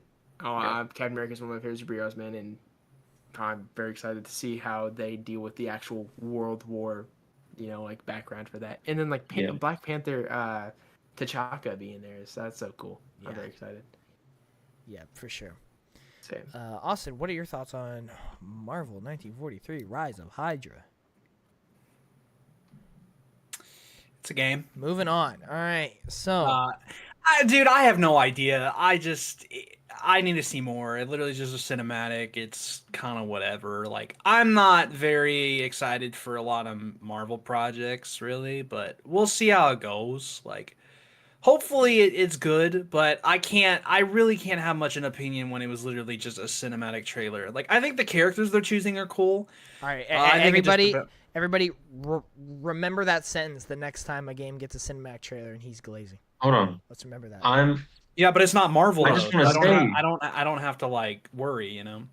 To my knowledge, we haven't gotten gameplay for Metal Gear Solid Delta, so Yes, why we is have. that different? Yes, we have. Yeah. Oh, We we have have? 100% Okay. gotten gameplay. Okay, I didn't know. Last thing I saw was Sadly- the trailer. I didn't know. Yeah. Um, I would love to get him on that, but yeah, no, sadly But- he's right on that one. Yeah. What is it? But like, I don't know. I don't have to worry, John, because it's not Marvel. I don't really care too much. Like, it's fine. It's just I have to see what we're working with, like the ideas that it's gonna take, and kind of. I don't know. Like, I really didn't get much from it. I was just like, okay, we've got kind of like a two protagonist thing going on here. I kind of understand where we're going, but I just want to see how it's executed. So that's really about it. who's next? It's Isaiah next, I think. Yep. Yes. So technically, if we're going based off of Austin's prediction, it is a 2025 game. But as of right now, the projection is 2026. My game was Phantom Blade Zero. I'm very hyped for that game. Very excited for that. So hyped for that game. That looks so cool. I genuinely that looks Yeah. gas. Yeah. I remember the It trailer. does. Looks very, very good. Yeah. What are you excited for about it? Like, because it's. I mean, dude, The it's combat, so. definitely. There's. Yeah, I would say that's probably my biggest draw is the combat. Like it looks so. It looks so fast paced, and I'm just so Yeah. excited for that. It also just is so fluid as well. It Oh, looks yeah. I like mean, a like- combination of Ghost of Tsushima and Black Myth Wukong. Like it's Yeah, so yeah. like it's so flashy, but it's like very like grounded and like in a way. Like, it's Grounded, just as you super say, as he does like a quadruple backflip over one guy. Well, it's just a very like fluid, like just such smooth gameplay. Like there's a lot of hack and slash games that is just like visual effects to the absolute max. But like this one, it's just sword combat, but like super fast paced, super awesome looking. Looks awesome. Anyone else got anything to add about that? I gotta see more, man. I just want to keep seeing more. itching. I'm you know. I'm already sold, but I just want to see more, and I want to see that release date the next time we get a trailer. I do want to want know what first. the story is about. I have no idea what the concept of the story is, so I'm very curious about that. Even if it's just a thing like Black Myth where it just focuses on world building, like I'll even take that, but I hope they at least like explain that or something. But yeah. All right, Austin, what's your next game? My next game, pretty obvious. Claire Obscure's Expedition 33. We've talked about it from the Xbox event. It just looks phenomenal. I think based off everything that I've heard, it's everything that I would love put into a video game, I feel. Like, when you hear the story, I love the way that they're doing it. It reminds me a lot of, like, Xenoblade Chronicles 3, which is my fourth favorite game of all time, with its story and how it's going to work. Of the whole, you only have a certain amount of time to live, or, in this case, the age that is on the clock. Basically, anyone who is that dies. I think that concept could be amazing if done right. I think visually it looks God, you were chewing stunning. that for a while. Sorry. Because I'm trying to talk, and also visually it looks stunning. It looks amazing. It's Unreal Engine 5, so I'm not surprised. I'm just hoping it runs well. It's my only fear. Dude, it just every time I see it, I think if everything can combine and just work together, I think it could be a phenomenal game. And I'm really hoping that's what happens. But the only thing I can do is wait and see, but I'm 100% sold on it. I'm ready to play it. I want to know exactly its release date. I can't think of much else, but there's not a lot that I don't like. And I think it's really just going to come down to the final product to see how it comes out. And I hope it's good. Even if it's not like one of the best games ever, I hope it's just a really good game. I'd hope it's like an 80s or so. Like, I'll take it, man. Like, I've come to the conclusion, even if a game is like a low 80s or something, it could still be one of your favorite games of all time. Not everything has to be a 90 to be considered phenomenal. I mean, look at games like Ghost of Tsushima with an 82, which I still don't understand why that game has such a low score, whenever I feel like no one can really give a lot of issues for Ghost of Tsushima. So, Yeah. I mean, just look at this year: Stellar Blade, Black Myth Wukong. Yeah. Like, yeah. Yeah. Does anybody have anything to talk about Expedition 33? It looks interesting. I am not gonna lie though, it kind of hasn't been on my radar. So Yeah. Isaiah, are you saying? I mean, it's because it's on my radar. If it wasn't, he'd probably, yeah, you saying you're interested in it means it's dropped down to the bottom of my list actually. Mm-hmm. Yeah, I know. Yeah, I don't think I'm ever gonna play it now. I think what game were we even talking about? Yeah. So what happened? Like, did you just decide like I'm nothing to you anymore? Like, here we go. You just like, what happened? I haven't seen you in months. I've been missing you, and you're just like, talk about it later, Kitten Whiskers. Don't worry. Guy. Calm down, Snookum. It's all right. It's all right. Don't call me that. All right. I'm not in a good mood. Not what you said. That's not what you said the other day. But continue on with the podcast. No, I think we need to take a minute to figure this out. No, I don't think we do. No, this is not a therapy podcast. This is a gaming podcast. I don't believe it. That's actually gaming podcast after dark. Oh yeah. If you subscribe to our Patreon, guys. Yeah. No. That's after hours. After hours, yeah. Yo, Isaiah with that Riz face. All right. Whose turn is it? It's Christian. It's Christian's. That's right. Christian, what's your last one? It is mine. Oh, no, is this really the last I one? think Because so. I have more wanted to say. You can say more. That's fine. Oh. You can say more. Isaiah, Okay. back up. Actually, no. I get a gotta little- listen. I'm listening. Bro, you said. Can you get a little closer then? No, actually, I got it. It helps you talk. Christian. Guys, no, go on. How to win? But stop. Isaiah, where'd my pants go? No.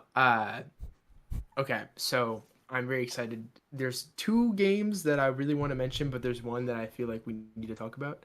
And I saw it at the PlayStation. I saw it at the PlayStation podcast, guys. In that podcast, PlayStation State of Play. It's called Hell to Pay, or like Hell is Here, or something like that. I completely Hell's forgot Us. about that. I completely Hell forgot is about Hell's that. Us. Us. Hell is What did you Us. say? Hell is us, yeah. Hell's Hell Us. is Us. Yes. Wait, Hell is that on Us your, is that on looks- your list?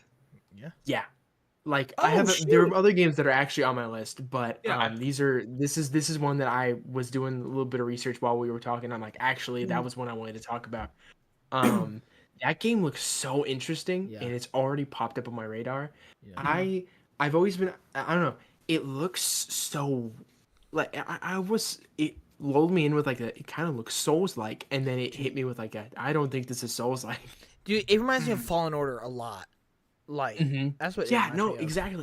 exactly. It looks so cool, and I've always wanted like a futuristic, like one of those kind of like futuristic modern day settings for a Souls like game, and just now that we got it, it's so, oh my gosh. Other than Fallen Order, I'm so happy for that.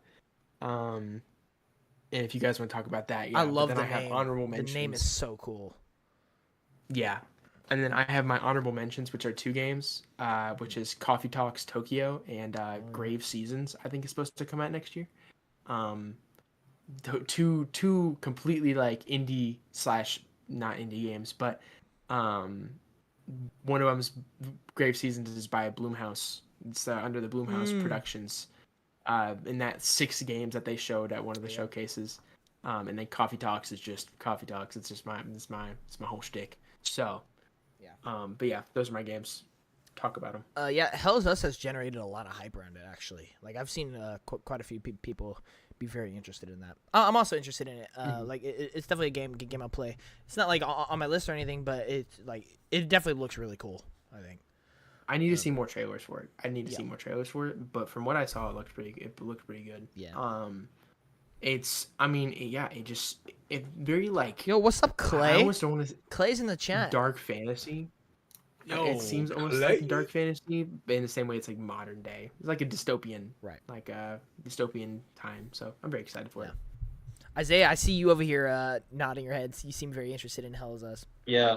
I was debating putting that in my top 5 because it really looks so cool.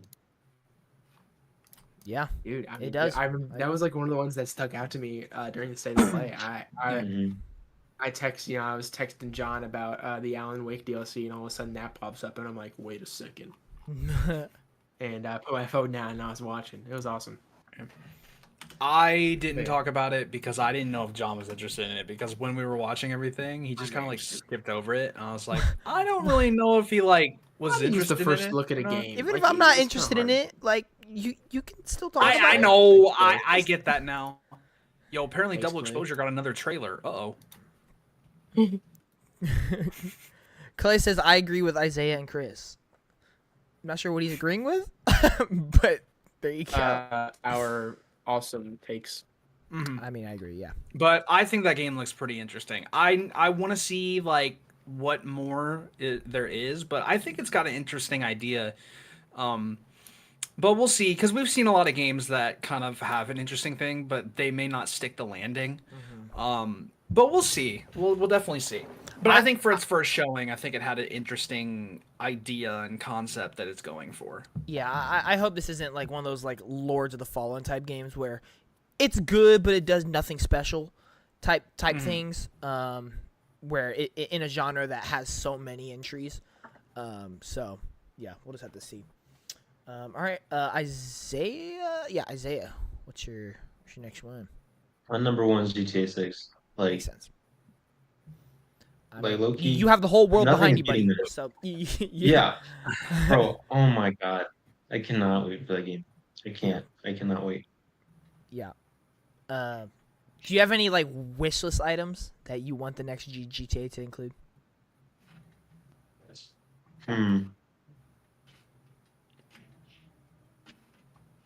Ooh, definitely. You could really think of anything. What do you It could What be do you in there. mean? You never Like, know. Like any like mini games, any like features. Like I hope yo, I can heard there's gonna be become. basketball in there. That's kind of hype, Yo, Oh, low key. okay. I'm not gonna lie. yo, Even though I it's don't got to mess with include basketball. BBL jersey.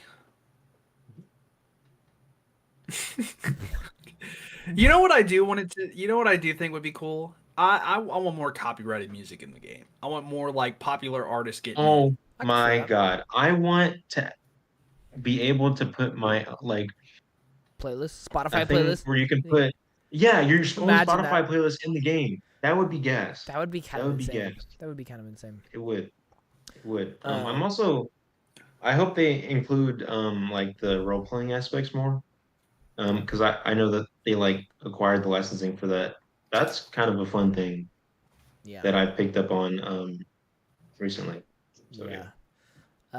I know for me, like, I'm not like excited for GTA 6. I've never been like the biggest GTA 6 fan, but I'm looking forward to playing it. I'm more or less just really curious. I just can't wait to watch the world react to it. Like, because I mean, I've said it multiple times. This is going to be the biggest game of all time. Like, easy. There really is no competition. Unless it doesn't outsell Minecraft somehow. Yeah. And not only the biggest game of all time, this is gonna be one of the biggest like media events of all time. Like the first trailer for GTA 6 broke every trailer record. Period. Not even just video games. Like it broke movie trailers. It broke show trailers. It was the most viewed trailer of all time. And that just goes to show you how bad people want this game, how long we've been waiting, and how good it looks. This game, low key, is more powerful than people I think understand. Like, this game could easily make 2025 one of the most industry-changing years because of this game. Yeah. Like, this game will set a benchmark for a decade to come. People will be looking back at this game a decade to come. Like, it just is one of those games that just sets a benchmark. Yeah. So. I also bet money it's gonna show up on the news. And I feel like we don't see a 100%. lot of video game news much anymore, but I think it'll be like a huge, because there's gonna be a lot that happens from it. Oh yeah. I mean, it's just gonna be one of the most influential things in all of entertainment. Like it just is. Yeah, but yeah. Did anybody else have anything to say about GTA 6? RP in GTA 6 would be gas. What is that, Clay? It would. RP? Role playing. Oh, role playing. I see. Like, 'cause Okay. there's like Grand Theft Auto Online yeah, roleplay. I got you. So like Grand Theft Online roleplay in GTA Yeah. 6 would be Yeah, gas. that'd be awesome. All right, Austin, what's your last one? so my number one is one that I don't think this would be here Here we go, unless Chris. I already see Chris. unless What am I doing? What am I doing? What am I doing? I'm not doing anything. that looked really wrong. But what is it? You know what you're doing. Shut your mouth. My number one, just for now, because I have a feeling another game's gonna get announced next year. That's gonna be my number one. But my favorite is my most anticipated. Absolutely, there's no competition. Everyone knows it's probably becoming my favorite franchise. It may already be. That would be Like a Dragon, Pirate Yakuza in Hawaii. I saw that. What was that about? Yeah. It's it's literally just the next Yakuza game, pirate themed. It's a spin-off. Yeah, It's a spin-off. Okay. Yes. It's basically in Hawaii. it's Goro Majima, but it's a spin-off. It's gonna be, I can't remember what it is, 6 months before or after the events of Infinite Wealth. I can't fully remember anymore. I want to say it was before, is what I think it was. Which would make sense because Gaiden was 6 months before the. It was in between 7 and 8. It was basically Yakuza 7.5. So what is so funny? I'm over here like talking my heart out about my most anticipated. You over here laughing? He's talking his heart Like- out, and he doesn't know the information for sure. All right. Anyway, Isaiah, are you good, bro? I'm good. It's not related to you, Austin. It's not even. That's not even. No, Yeah. no, it's fine. I'm getting tired of getting bullied on this podcast. Shut your mouth, John. All right, I don't want to hear nothing. All right. Whoa! I don't need you coming after me Say either. anything. All right. You didn't say Oh, you're anything. number one, but you don't even know the information right. Oh, shut your. Oh, I wanna. Oh, okay. Let me calm down. I'm getting a little too loud. Am I wrong? No, shut your mouth. I'm talking. My. Also, the title is a little weird. I like It the is title, weird. but there is no reason to include in Hawaii. It quite literally is in Hawaii. There's no other place you would ever imagine it's gonna be. It feels like a Death Stranding 2. It's not as stupid, but I think it's only stupid because they included in Hawaii. What is going on with next year in their titles, bro? Like a Dragon, Pirate Yakuza in Hawaii, Death Stranding 2 on the beach. You gotta know where it's at, bro. How else would people know?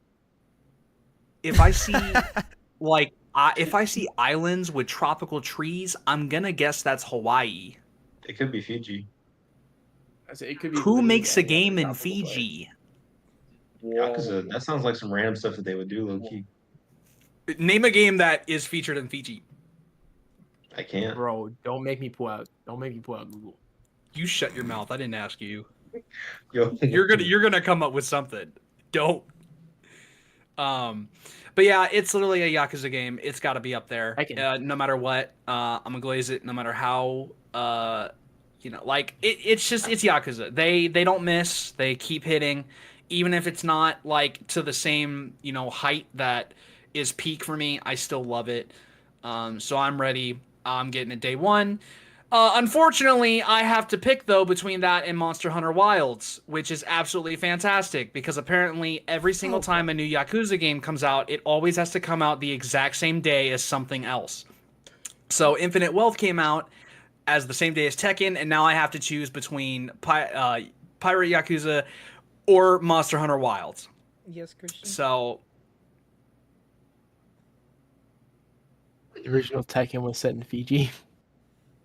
Is it actually? There's a section of it that's set in Fiji. That's pretty cool. Yep. Anyways, surprised that it's a Tekken The game. switch up's crazy.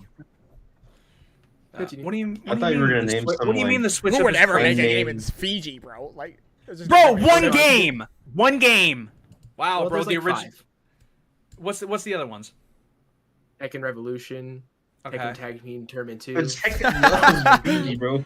That's crazy. Hack Fu, A Legend Reborn, Kelly Slater's Pro Surfer, Irrelevant. Excite Bots, Trick Racing, Irrelevant. What are you Battle talking about? That's Stations good. Pacific, Excite Truck. Irrelevant. I just So like one franchise. Yakuza, 1, 2, irrelevant. 3, Well, there were several. 6, 7, 8, 9. Shut your. Not even 10. John, you're about to get on my. I'm about to beat up sorry. both of you when I see you Beat next. by Final Fantasy. Cool, bro. It should be. It should. You literally have all the money in the world, and you can't even sell over 3 million copies. You're garbage, Square Enix. Sorry. All the money in the world. Wait, what? Yeah, bro. Final Fantasy makes them bank. Obviously not. It cost them bank. It has recently. Ooh. Maybe All 14. right. We'll just go to you. I don't want to. Stop talking to me. You just start yapping. God. So You and Christian have been annoying. I see. This is why I like you. You're cool, bro. Like you're amazing. You've been great. I think you've been the best one on the podcast today. I agree. Try. Um. I'm just here. So, so does anyone else have any more honorable mention before I start filling in the gaps here? Let me check my list. Make sure there's no more. I mean, I want to say I hope no more Star Wars games get announced because they've just been missing, bro. Like Unless they need a it's couple of years. Okay, to cook. Outlaws missed, but like unless it's Midnight. Jedi Survivor was something. last year. It was Yeah. Eh. Yes, Christian. South of Midnight. Ooh, it's a good one. Yeah, I agree with that. South of Midnight, and then obviously Death Stranding on the beach as well.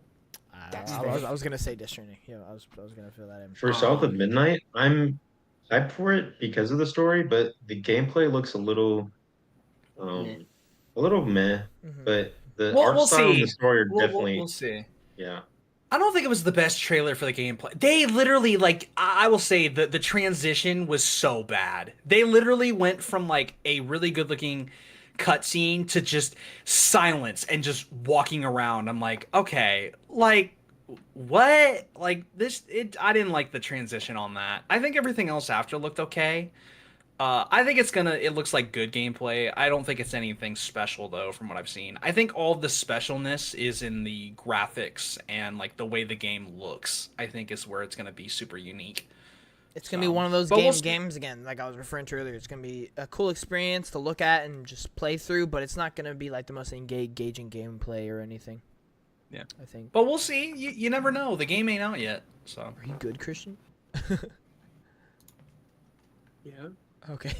Yeah. So, Death Stranding 2 On the beach. on the beach. You gotta add that. I just want to stop saying This that. game like, looks incredible. I mean, it's just Kojima. You know, I expect nothing less. Yeah, everything we've seen about this game just looks amazing. Yeah, I mean, I don't know. Have y'all seen the photo mode in this game? Oh man. no, it's but I bet crazy. it's like amazing. So you can have I'm still.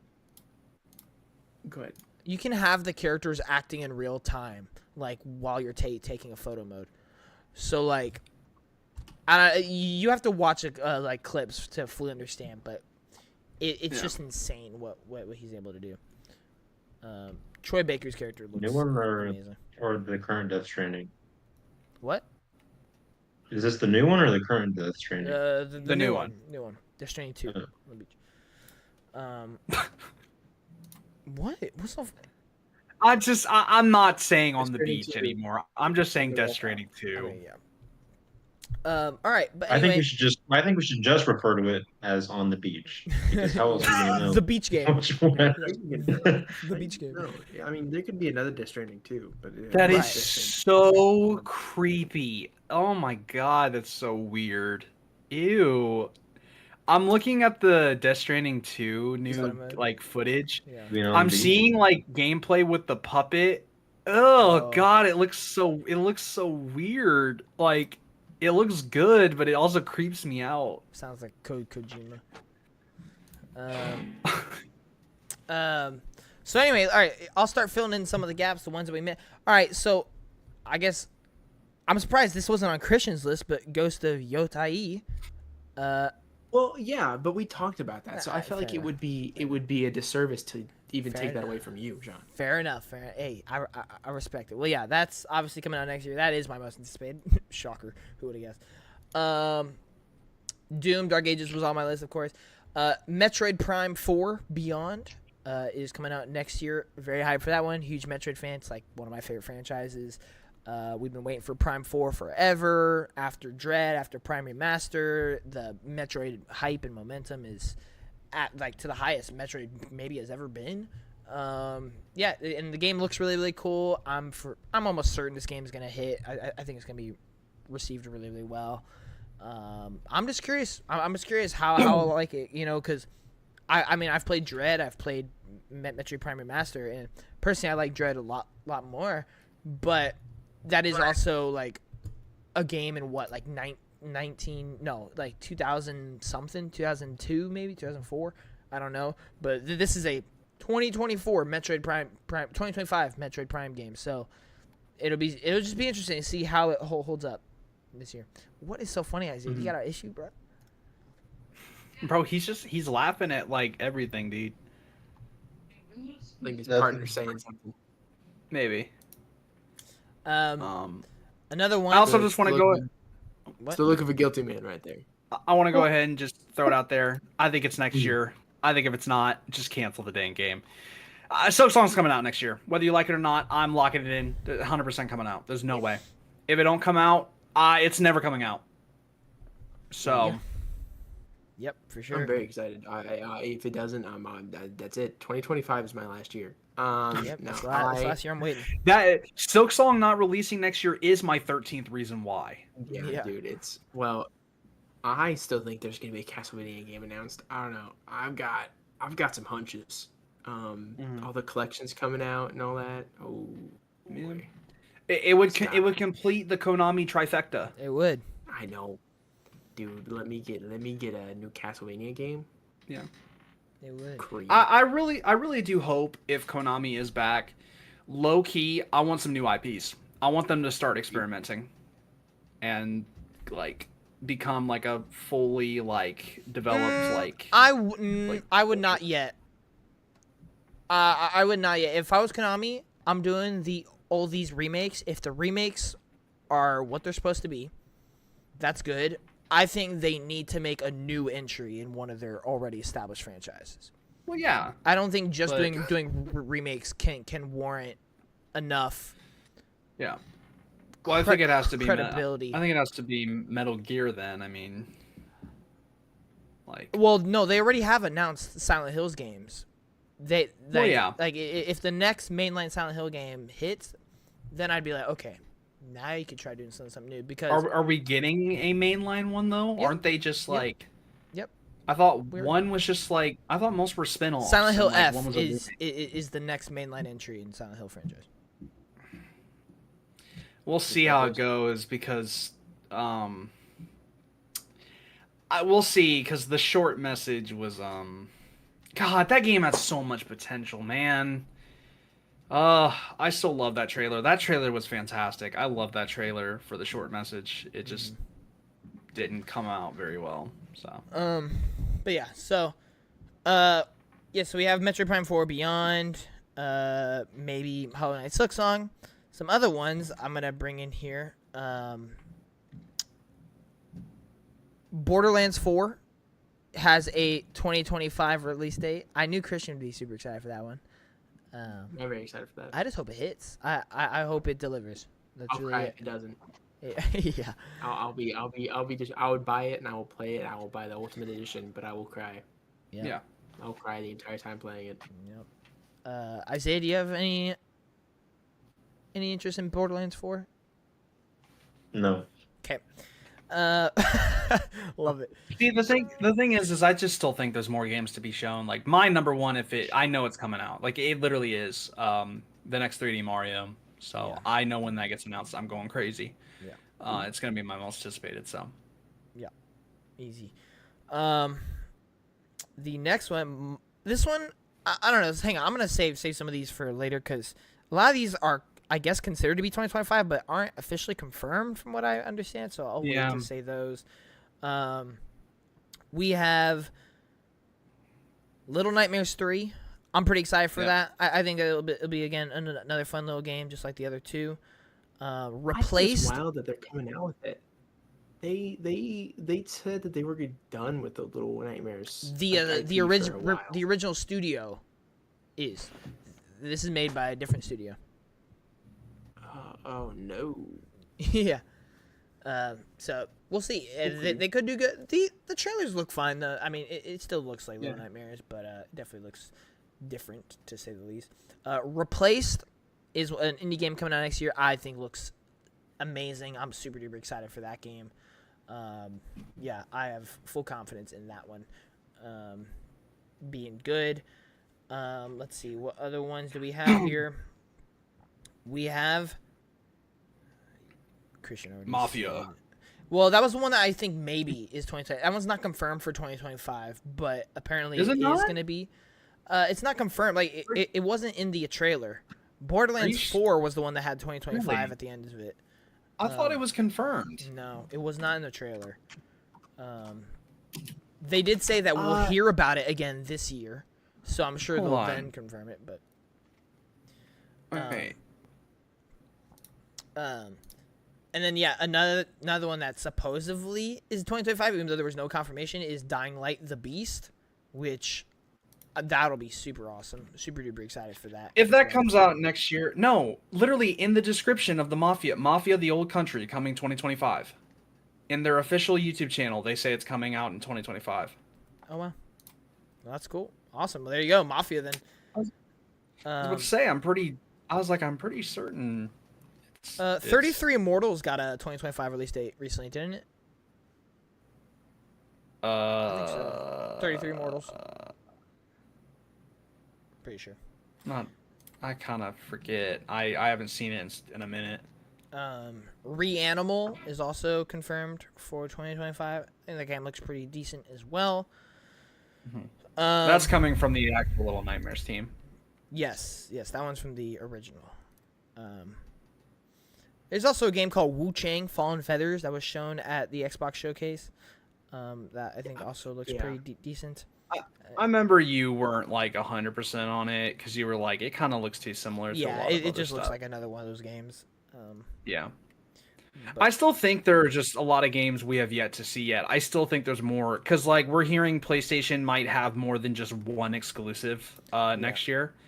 I'm hoping. I do predict it is Venom. I think it is Venom. Yeah. I'm hoping it's just not something like Fair Games, even though it probably is. I'm also wondering when are we going to get this Horizon Live Service game? Yeah. So, but we'll see. I'm hoping things can go good. There's a couple things we could see. I'm hearing some rumors like some Sirens game has been getting rumored a lot. Yeah. And then Days Gone, their next game. Yeah. I would love if Resident Evil 9 came out next year. I really would. Oh, dude. Oh I my really god. would. We'll see. I think if it's gonna be like on the edge of like late. Yeah. It's gonna be like It'll be November. teetering. Yeah, it'll be And also, I'm December. still wondering like, are there like what Sega games are coming out next year? I mean, there's a lot of games. that they've- Yakuza's one of them. Well, yeah, but like outside of that, like they've shown like 4 or 5 other games that are coming out, and I would assume one of them is coming out next year. I wouldn't be surprised if one of them does. Yeah. So, which one is it though? My guess would probably be. It's either Jet Set or Crazy Taxi. I can see that Shinobi game. You think so? Yeah. I don't know.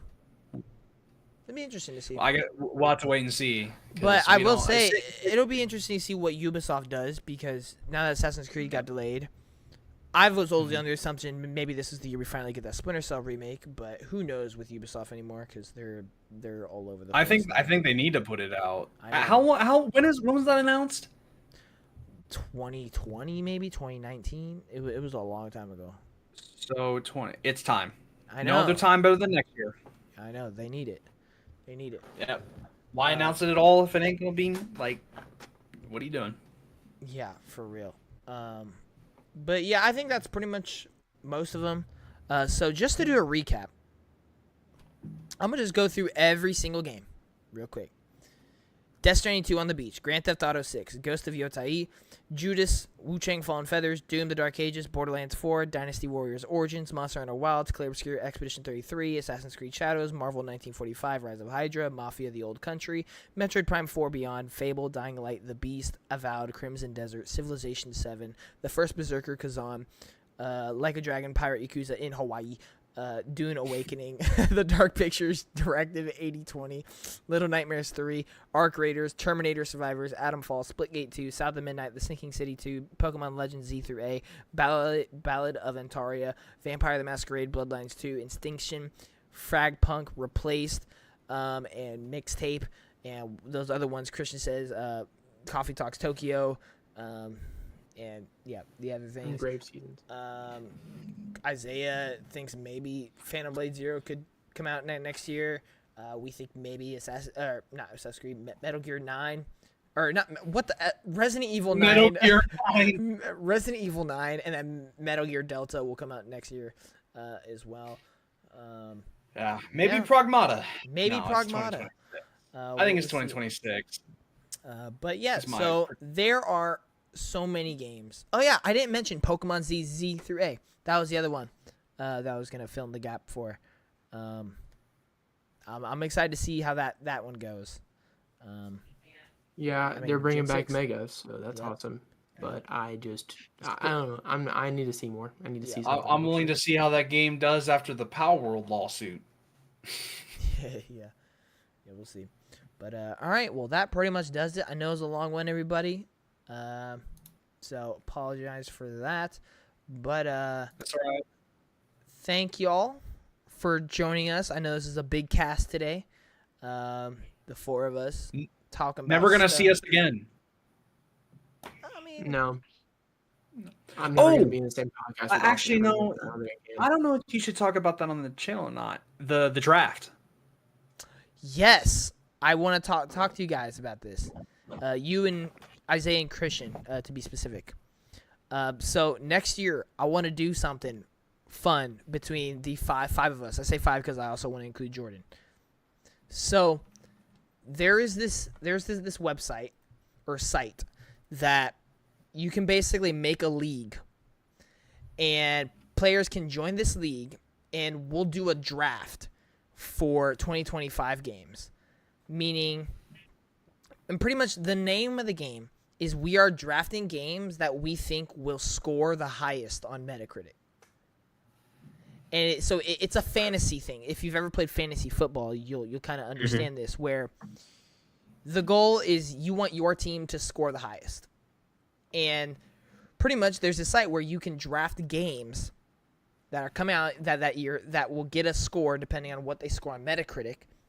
And you're able to bid for games, you're able to auction games, you're able to drop games, add new games, but pretty much I want to do that between the five of us just for fun to see who can predict what games will score the highest throughout the year.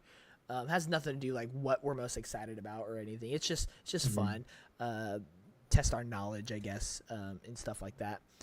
It doesn't cost anything. It's free. It's just a really, really interesting, fun thing to do. So, like, for instance, like, each of us will have our first pick. You know, Isaiah could pick Grand Theft Auto 6. Christian could pick Doom Dark Ages. I could pick Ghost of Yotei. Austin will pick Metal Gear Delta. Jordan will pick, I don't know, Monster Hunter Wild, something like that.